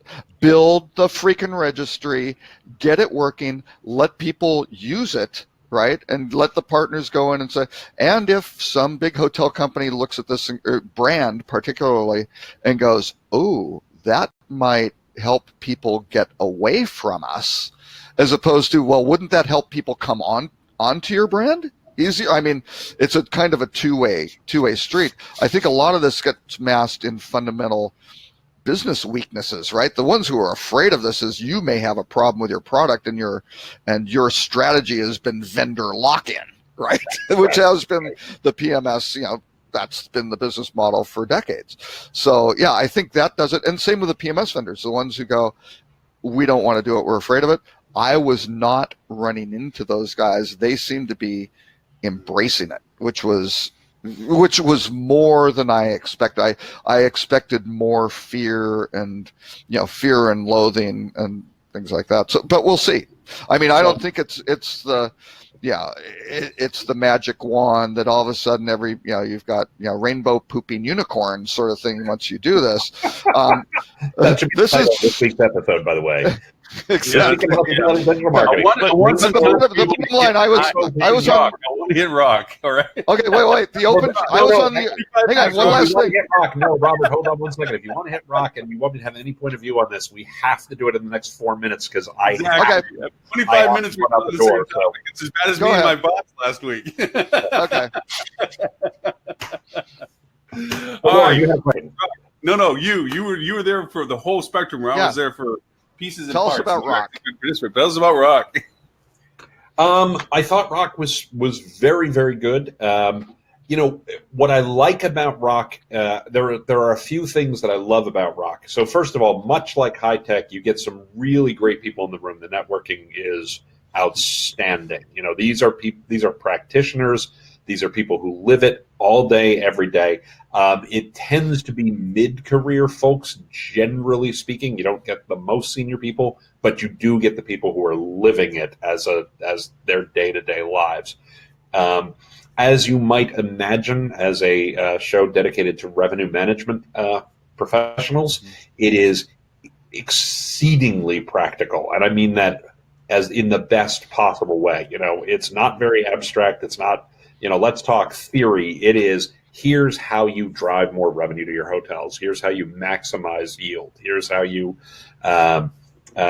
work practically across the silos within your organization to be more effective at what you do. What I would love to see at Rock, what I found missing was I saw a number of presentations that were very clear on, here's how we at this hotel make money, which was great. I would love to see a little more counterpoint of, we have this very fee heavy approach.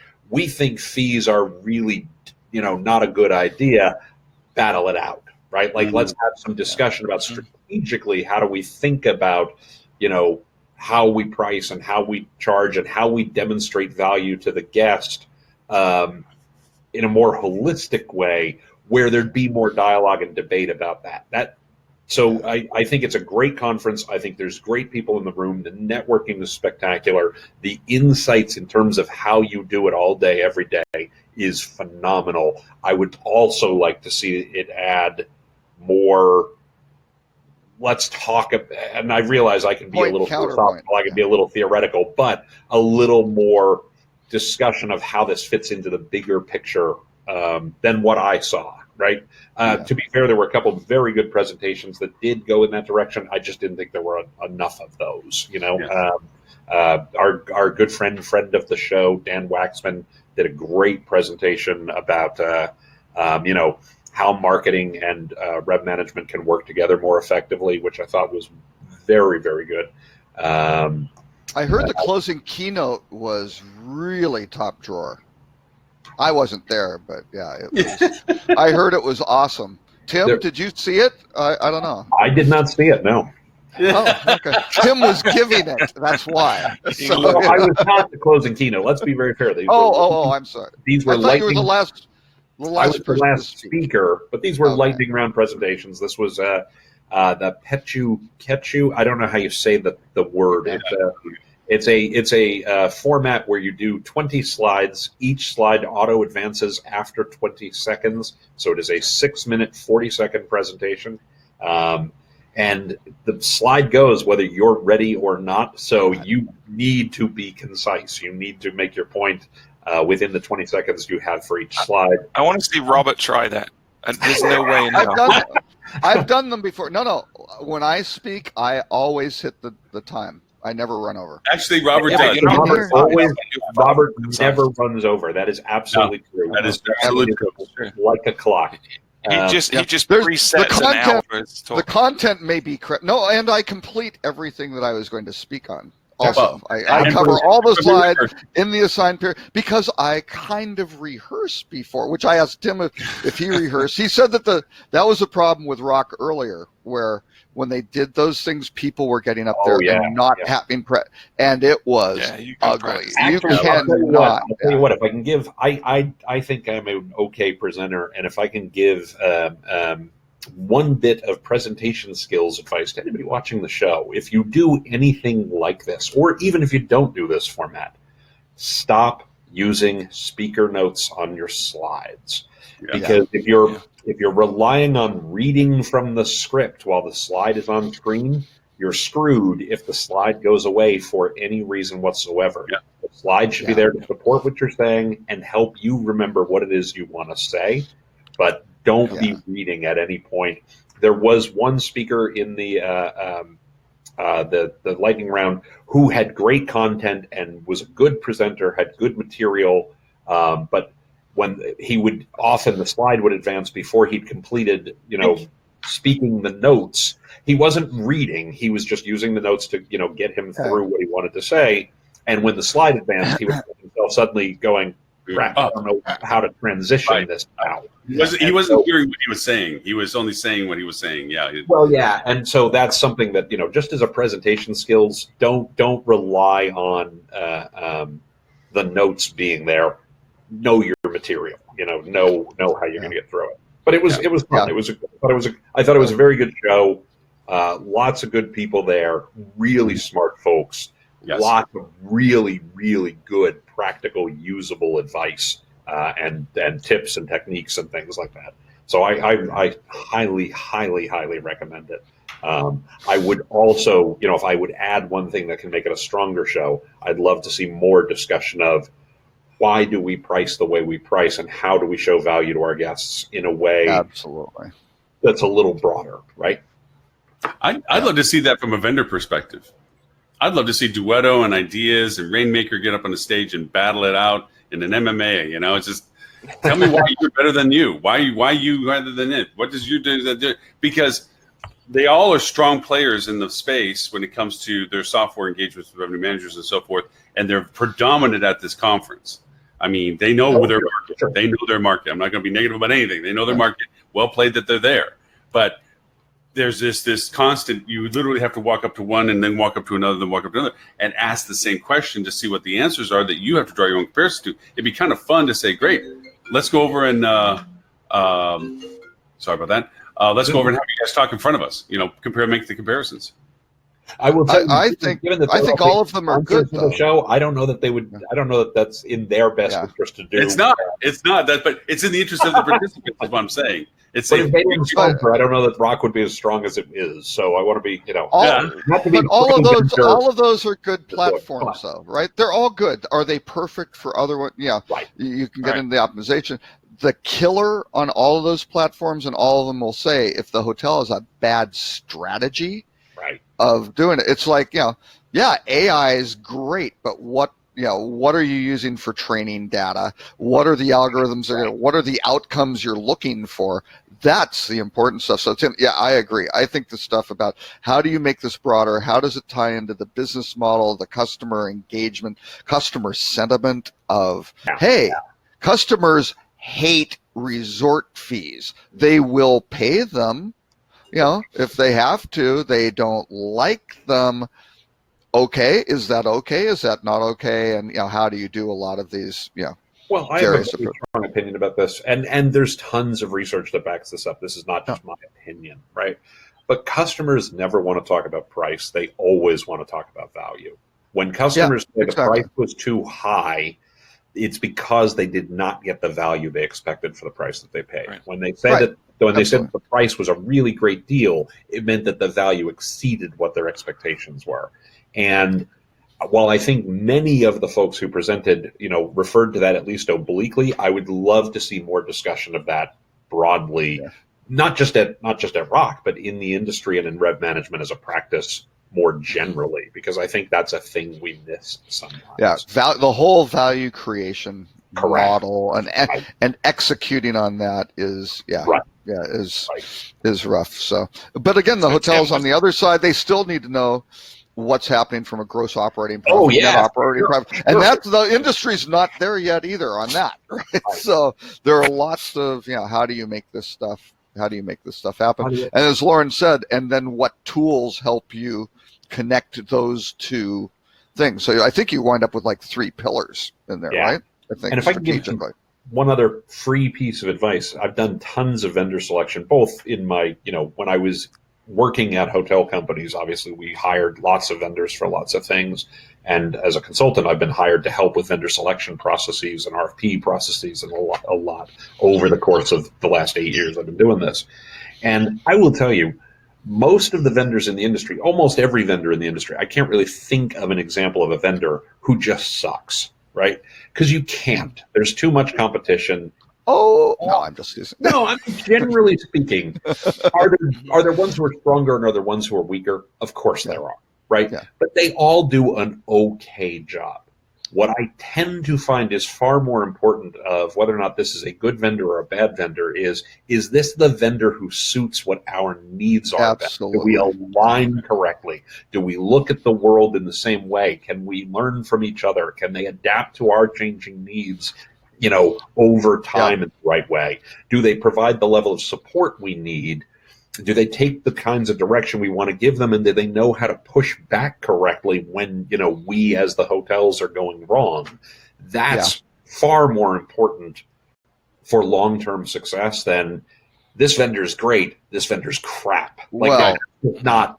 That just doesn't tend But to be the reality. And there are a bunch of people, consultants in the industry.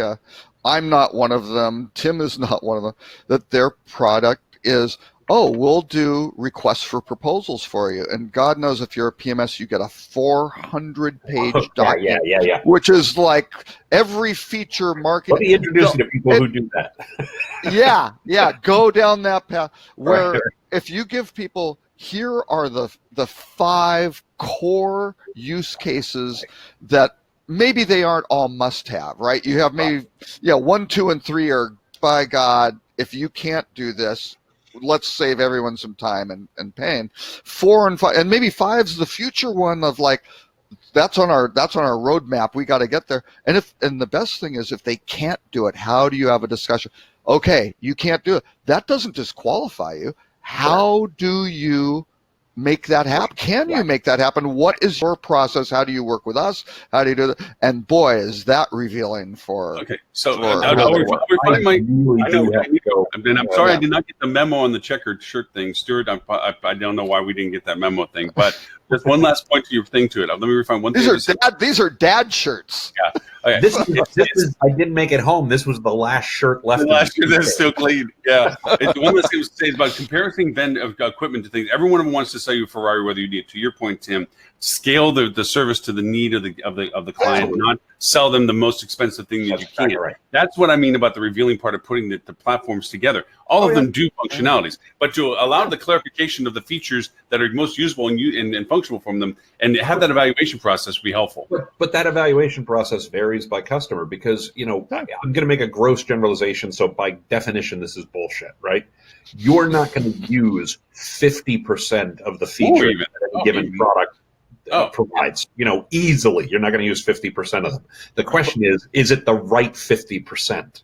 Right. Right. And also, Right. is it a Boeing plane that has services in there you don't even know can screw you up and you don't even know they're in there to be done? So, to that end, Tim, thank you All for right. being here. I know it's Chicago's pain. No, People want to- it's okay. I love being here. Unfortunately, this specific hotel, I asked if I could get a late checkout. Not only did they say no, they said F no. So I'm excited to start banging on the door any minute now. So Right. Tim, but where can they find you if they want to look for you? TimPeter.com. And you were referred to several times in the Team Peter podcast of Thinks Out Loud so that people know that you're there. I'm making sure that gets in the link to 14 people that asked for it. So, Or TC Peter on social media. Or TC Peter on Twitter. On Twitter. Tim Peter everywhere else. I don't know why, because I'm an idiot. That's why. All right. thank you, Mr. Tim. Have a lovely weekend. Thank you for a will wonderful see week, you too. all- It was great being with you. see you all next week. Yep. Bye. Bye now. Hi. That was a great point he made about the 50%. Yeah, you're only going to use half of it. Yeah. Now that ties into the whole advertising thing, which was, the challenge with advertising is half of it works. The problem is nobody knows which half it is. Right? Yeah. That's Although I that's don't- not true anymore, right? Because you No, can it's actually not. track stuff unless you're using some BS vanity metrics. Then Right. you can tell exactly Oh, what's Stuart, what crazy black magic are you speaking of? Hey, I don't know, dude, just free respect to software like Robert. Google. I don't know. The late night effort he made to put a list together, which we did not even touch out of the hour and a half.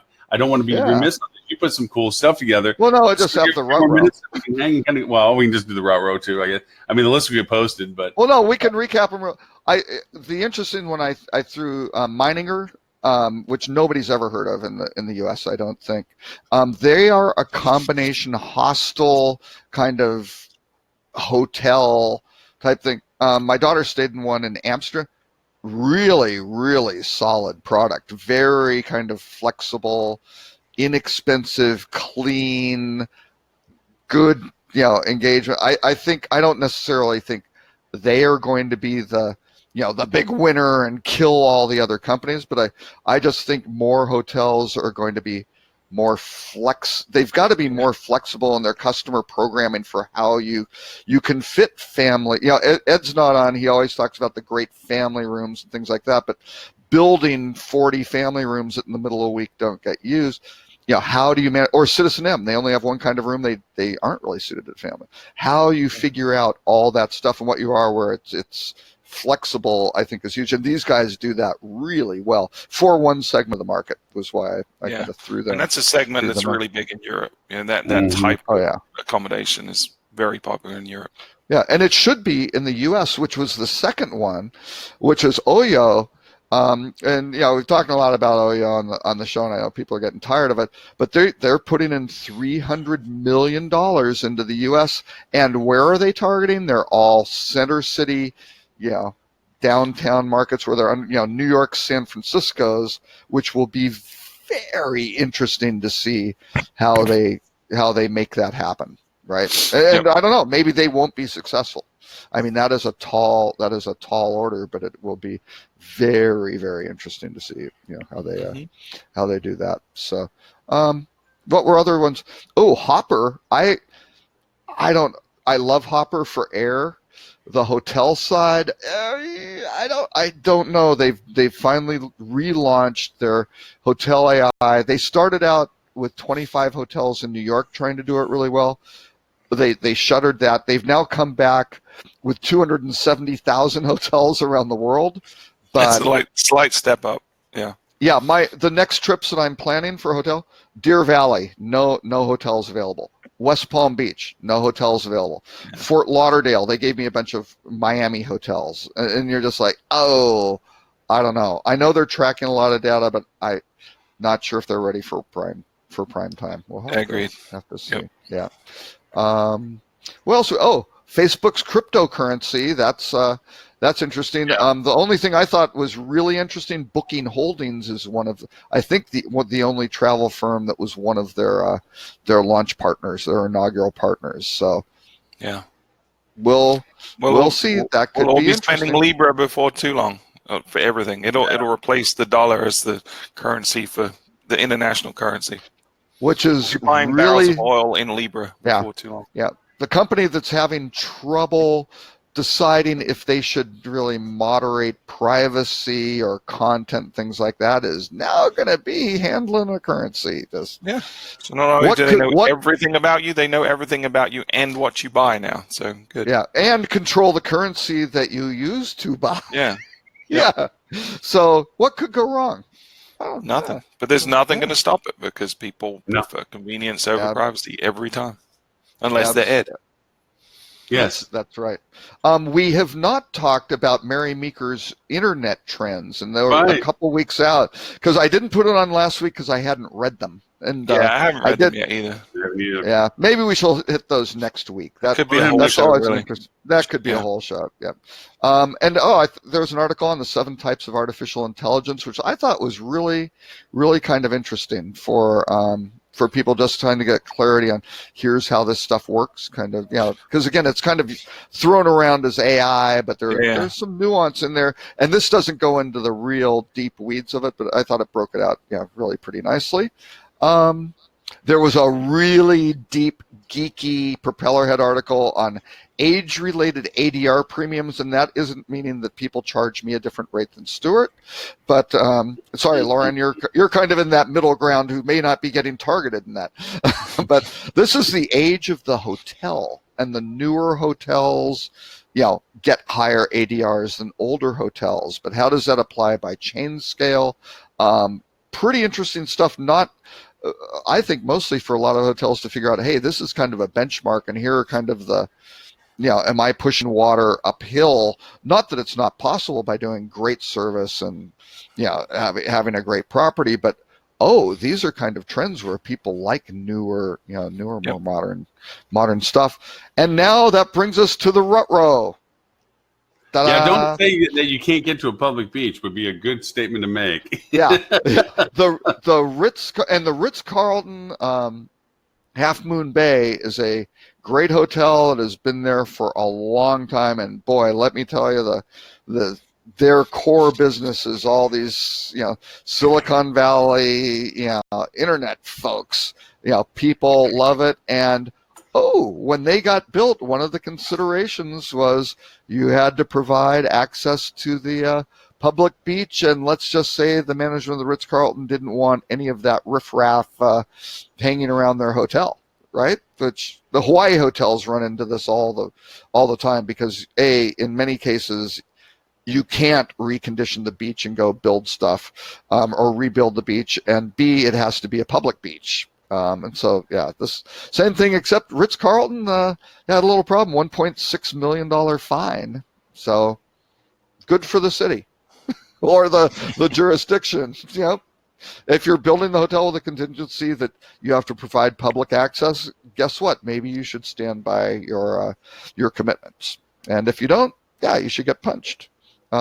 They were issued with penalties in 2004, 2007, and 2011.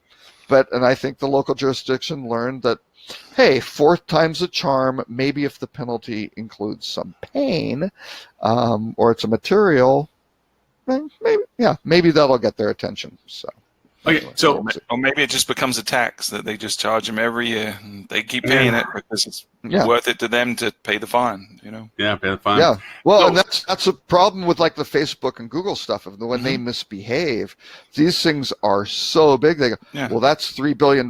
You go, well, yeah, how many days of cash flow is that? Yeah. And they can look at it and go, yeah, okay, mosquito. Yeah. This is not, okay, yeah. Or I it's have a a cost very of doing important- business. I have a very important question to ask Stuart. So, what is your impression now of curds, cheese curds? Yeah, I have a can-do attitude towards cheese curds. They were delicious. Yeah, I mean they are. Okay, wait. Stuart, is there any sort of food that you do not have a can-do attitude toward? There's really not. So, well, sort of. So when I was dating a girl when I was 16 or 17 and went to the family's house for Sunday lunch, and the mom was saying, is there any food you don't like? And I was like, no, absolutely. I like all food. All food. I'm non-discriminatory when it comes to food. I've even eaten haggis, and I enjoy haggis too. So You enjoy she said, haggis. there Did you must know be what a food. haggis was before you Yeah, ate it? of course. That is a Yeah, I have college relatives. big factor. Okay. For sure. So she pressed me on this. Like, there has to be a food that you don't like. So at the time, arbitrarily, I kind of thought about, well, what are some foods that I like less than other foods? And I just said corned beef. I don't know why. So for the longest time, I told people that I don't like corned beef. Like, that's the only food I refuse to eat. But it's really not true, because recently someone put a plate of food in front of me which had corned beef, and I chowed it down. So no, literally any food. I'm a human garbage disposal. Yep. To the point where in primary school in England, we had school lunches, and you were only allowed like to go up one time and get the lunch, and then you go back and get your dessert. And I would always do that. The lunch ladies pretty soon learned that I have a bottomless pit. And so whenever there was a bunch of stuff left at the end, they would secretly call me up, and they just dump it all on my plate. And I would have like 5 or 6 desserts some days, to the point where the lunch ladies came to my parents as I was graduating from primary school and going to high school. And they said, we don't know what we're going to do with all the leftover food now that your son's leaving. So, yeah. I have to. Maybe perhaps a homeless shelter or something like that. See, Stuart, I knew yet another reason why I love hanging around Stuart, because I empathize with all of that. Like, yeah, okay, sure, bring it over, I'll do it. Yeah, okay, fine. You know, I never took food dares. I'm not like drink a bottle of ketchup kind of stuff. But I'll try. If I've never had it, I think it's unfair to say I don't like it if I haven't tried it. Yeah. For sure. You know, and then go through. Yeah, there's less preferable things and stuff. I'm not a big, huge liver and onion fan, but then I had somebody make liver and onions. I swear to God, it was like butter soft and tasted They amazing. did it well. And yeah, it's sometimes a matter of how it's cooked, not what it is so much. Right. But yeah, I honestly, gentlemen, I cannot thank you enough. I had a wonderful time. We had fun every night we were out. it was I good. mean, I know you had to put up with me in my backpack, but We got to learn a lot of things about you guys, so it was good. Well, it was the fire marshal coming in, having us move taking 3 of us to move the backpack so it would not be blocking exits and things. Yeah, but wait, what was Thor's hammer's name again? I forget. Crap. What's Thor's hammer's name? Remember? Yeah, that one. Yeah. Mirror something or other. That's what it was like. It's like I had everything because I had the whole studio kit in there, which I did not need at HSMI, which pissed me off that I had to carry it around all day for no usage. I should have actually come back to your booth, Stuart, and set up the lights and everything. Just gave you the stuff and said, "Here, run your own lives." You know, it was fun. Look, We Lauren, rearranged the booth and put our products in that spot, and it worked. here's the So, concept. Thank you. For what you did. Coat check. They will accept if you can lift it over the counter. You might have to go around and help them place it somewhere. But yeah, They could drag it to a corner and give you a Yeah. tag, and then they hold it. And at the end of the day, you give them your number back, and they You see, give I had it to do back cameras. to you. I had to have something to carry around to, anyways. But it was interesting. There's a lot more contrast between the shows by far. But the city was fun. Minneapolis was fun. We got to walk around everywhere. I We love tried- Minneapolis. I've never been there before. I will not go in the Oh, winter really? just because it gets stupid cold. But I really enjoy. Oh the no, city. everything's underground, and and there are connections, sky bridges, so you can stay Yeah, inside. I did see the Skybridge and stuff. Yeah. But it was really you can neat. get around most very of it in- clean, yeah. very friendly. Every Yeah. person in the hospitality industry that I interacted with was super warm and friendly, and engaging. So it's a great city. I would recommend anyone that hasn't been there to visit for sure. Mhm. And they have probably the most common sense light rail you have ever seen. You can go the big demand generators there are what? The Mall of America, the airport, the stadium where the Vikings play, the state or the arena where the Timberwolves play, Target. Target Field where the Twins play. The light rail connects all those, and It's that's all of one that, so- line. That is one line that you can go from the Mall of America all the way to Lowe's, and then they have another line that goes and connects the University of Minnesota and goes out and connects to St. Paul, some suburbs over to St. Paul. So you can go from City Hall in St. Paul to City Hall of Minneapolis, get to the airport, all these things, and you go, makes it 2 lines. That's it. Yeah, and that's very really, really I re- smartly laid out. And I it was costs surprised how well it was laid $2. out. The whole thing. Yeah. Like the Yeah. city itself, like everything was within walking distance. I didn't take an Uber one time I was there. Neither did I. I walked from my hotel to the convention to every restaurant that anyone had said, "Hey, let's go there."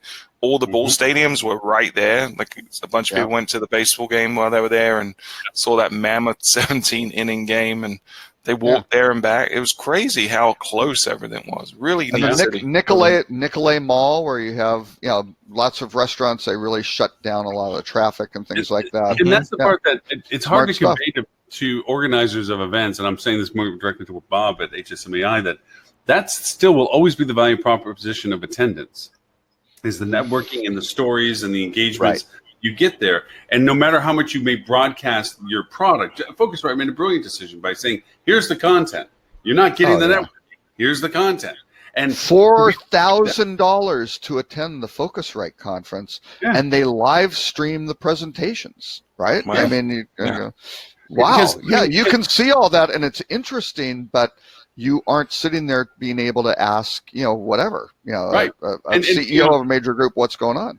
as nice as Rock was, it was in a beautiful venue. They gave plenty of ample space. There was a lot. The venue booths in the back, I think they got that down to a fine science now and stuff. They even on the closing sessions that Tim was presenting on and stuff, there's 2 bottles of wine and a bucket of beers at each of the tables because they got That figured it out. was People like drinking while at the tail end of the project without, rushing the bars. There was only 2 bars at the back end of it after this program was over, and they were light used because people had their wine and their beer the whole time anyway.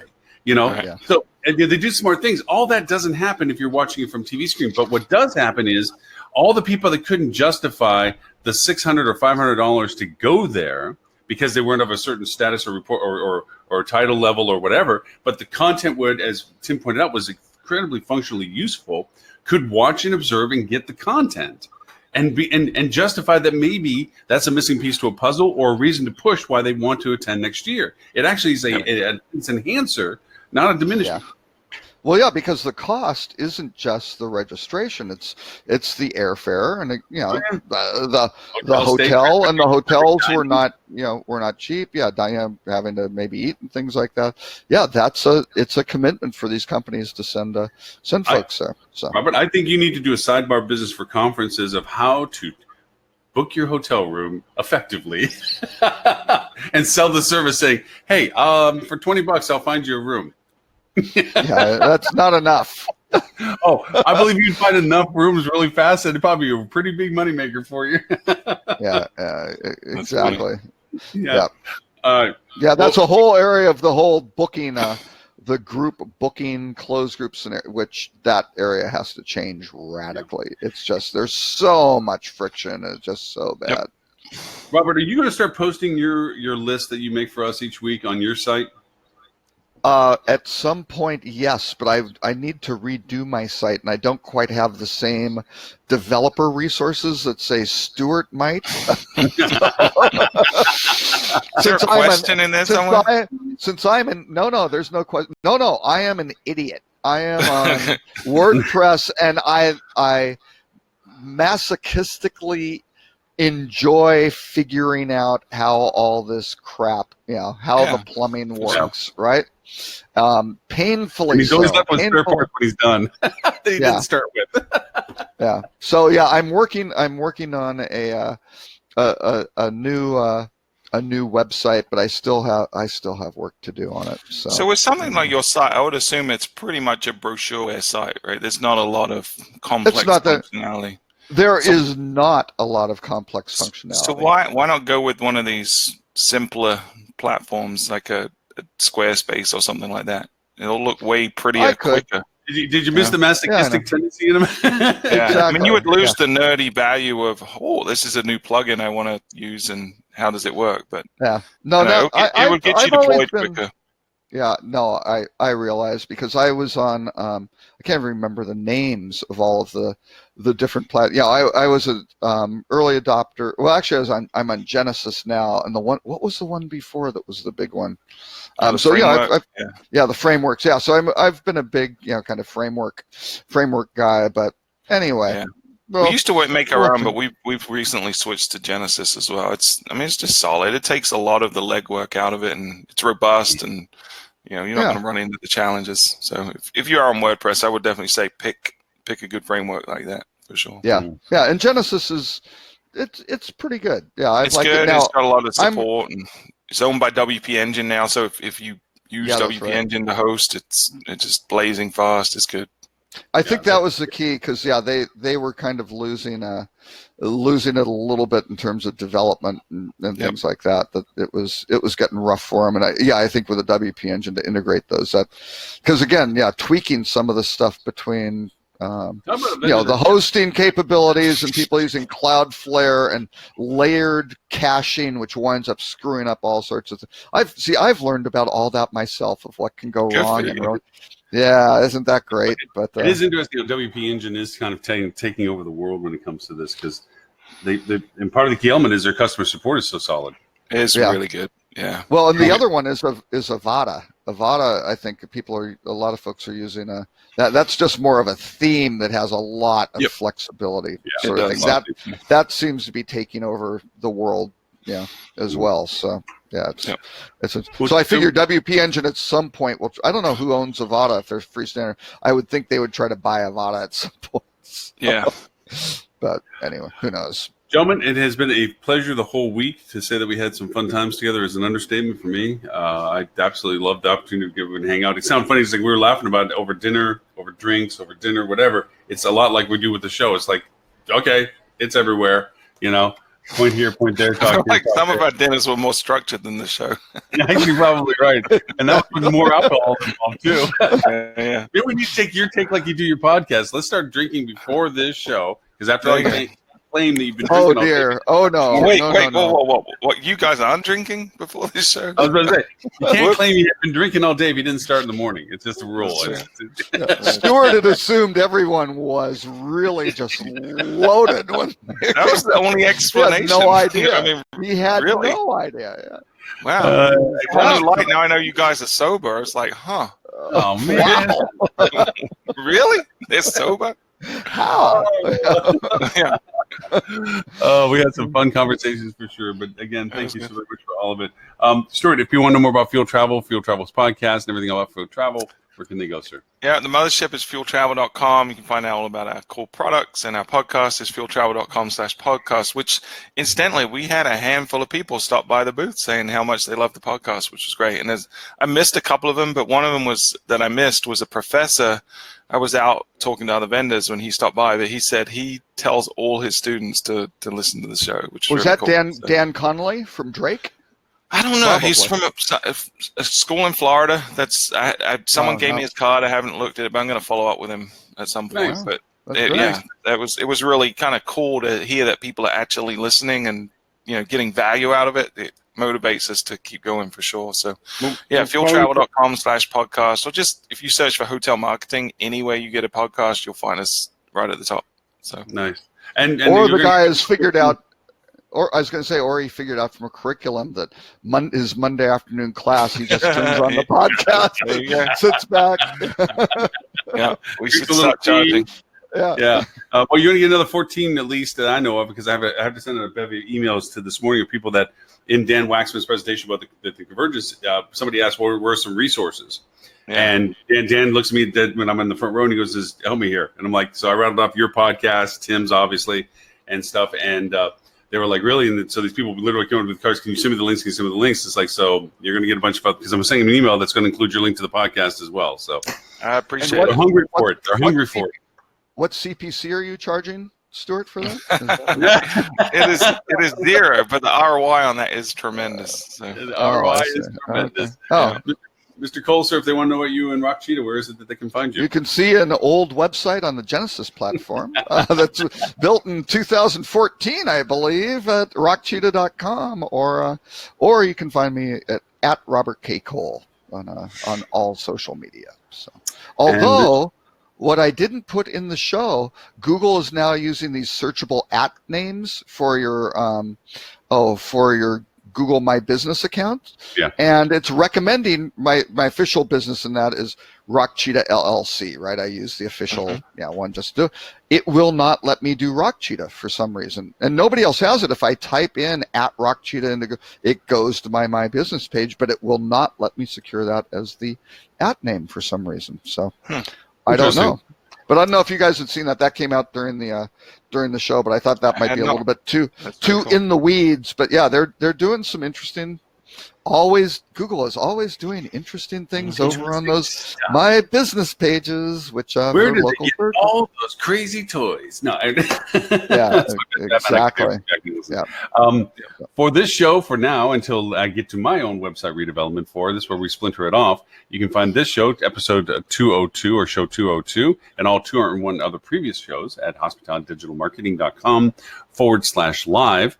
It will, and I know I still get squinchy faces from you guys, but still the best URL I've come up with is hospitalitymarketing.live. So I'm still hanging with that one right now. I know it's a mile long, but it's kind of still where it's at. I don't know. I'm still working on it. But anyways, I'll keep working on that. But in the meanwhile, it's still sitting where it's sitting at hospitalitydigitalmarketing.com/live. Gentlemen, thank you so very much. Show number 203 next week. This show will be casted out to EU and APAC, HSMAI factions, on Monday. So they'll get to hear all of our happy dialogue of the recap next week on Monday. Well, actually Sunday, technically, but that's just another story. Sunday for APAC and Monday for EU. But anyway, gentlemen, thank you again. And hopefully we'll be able to guide you for next week as well. Yep. So plan on being here. It's a date. Bye. Bye, everyone.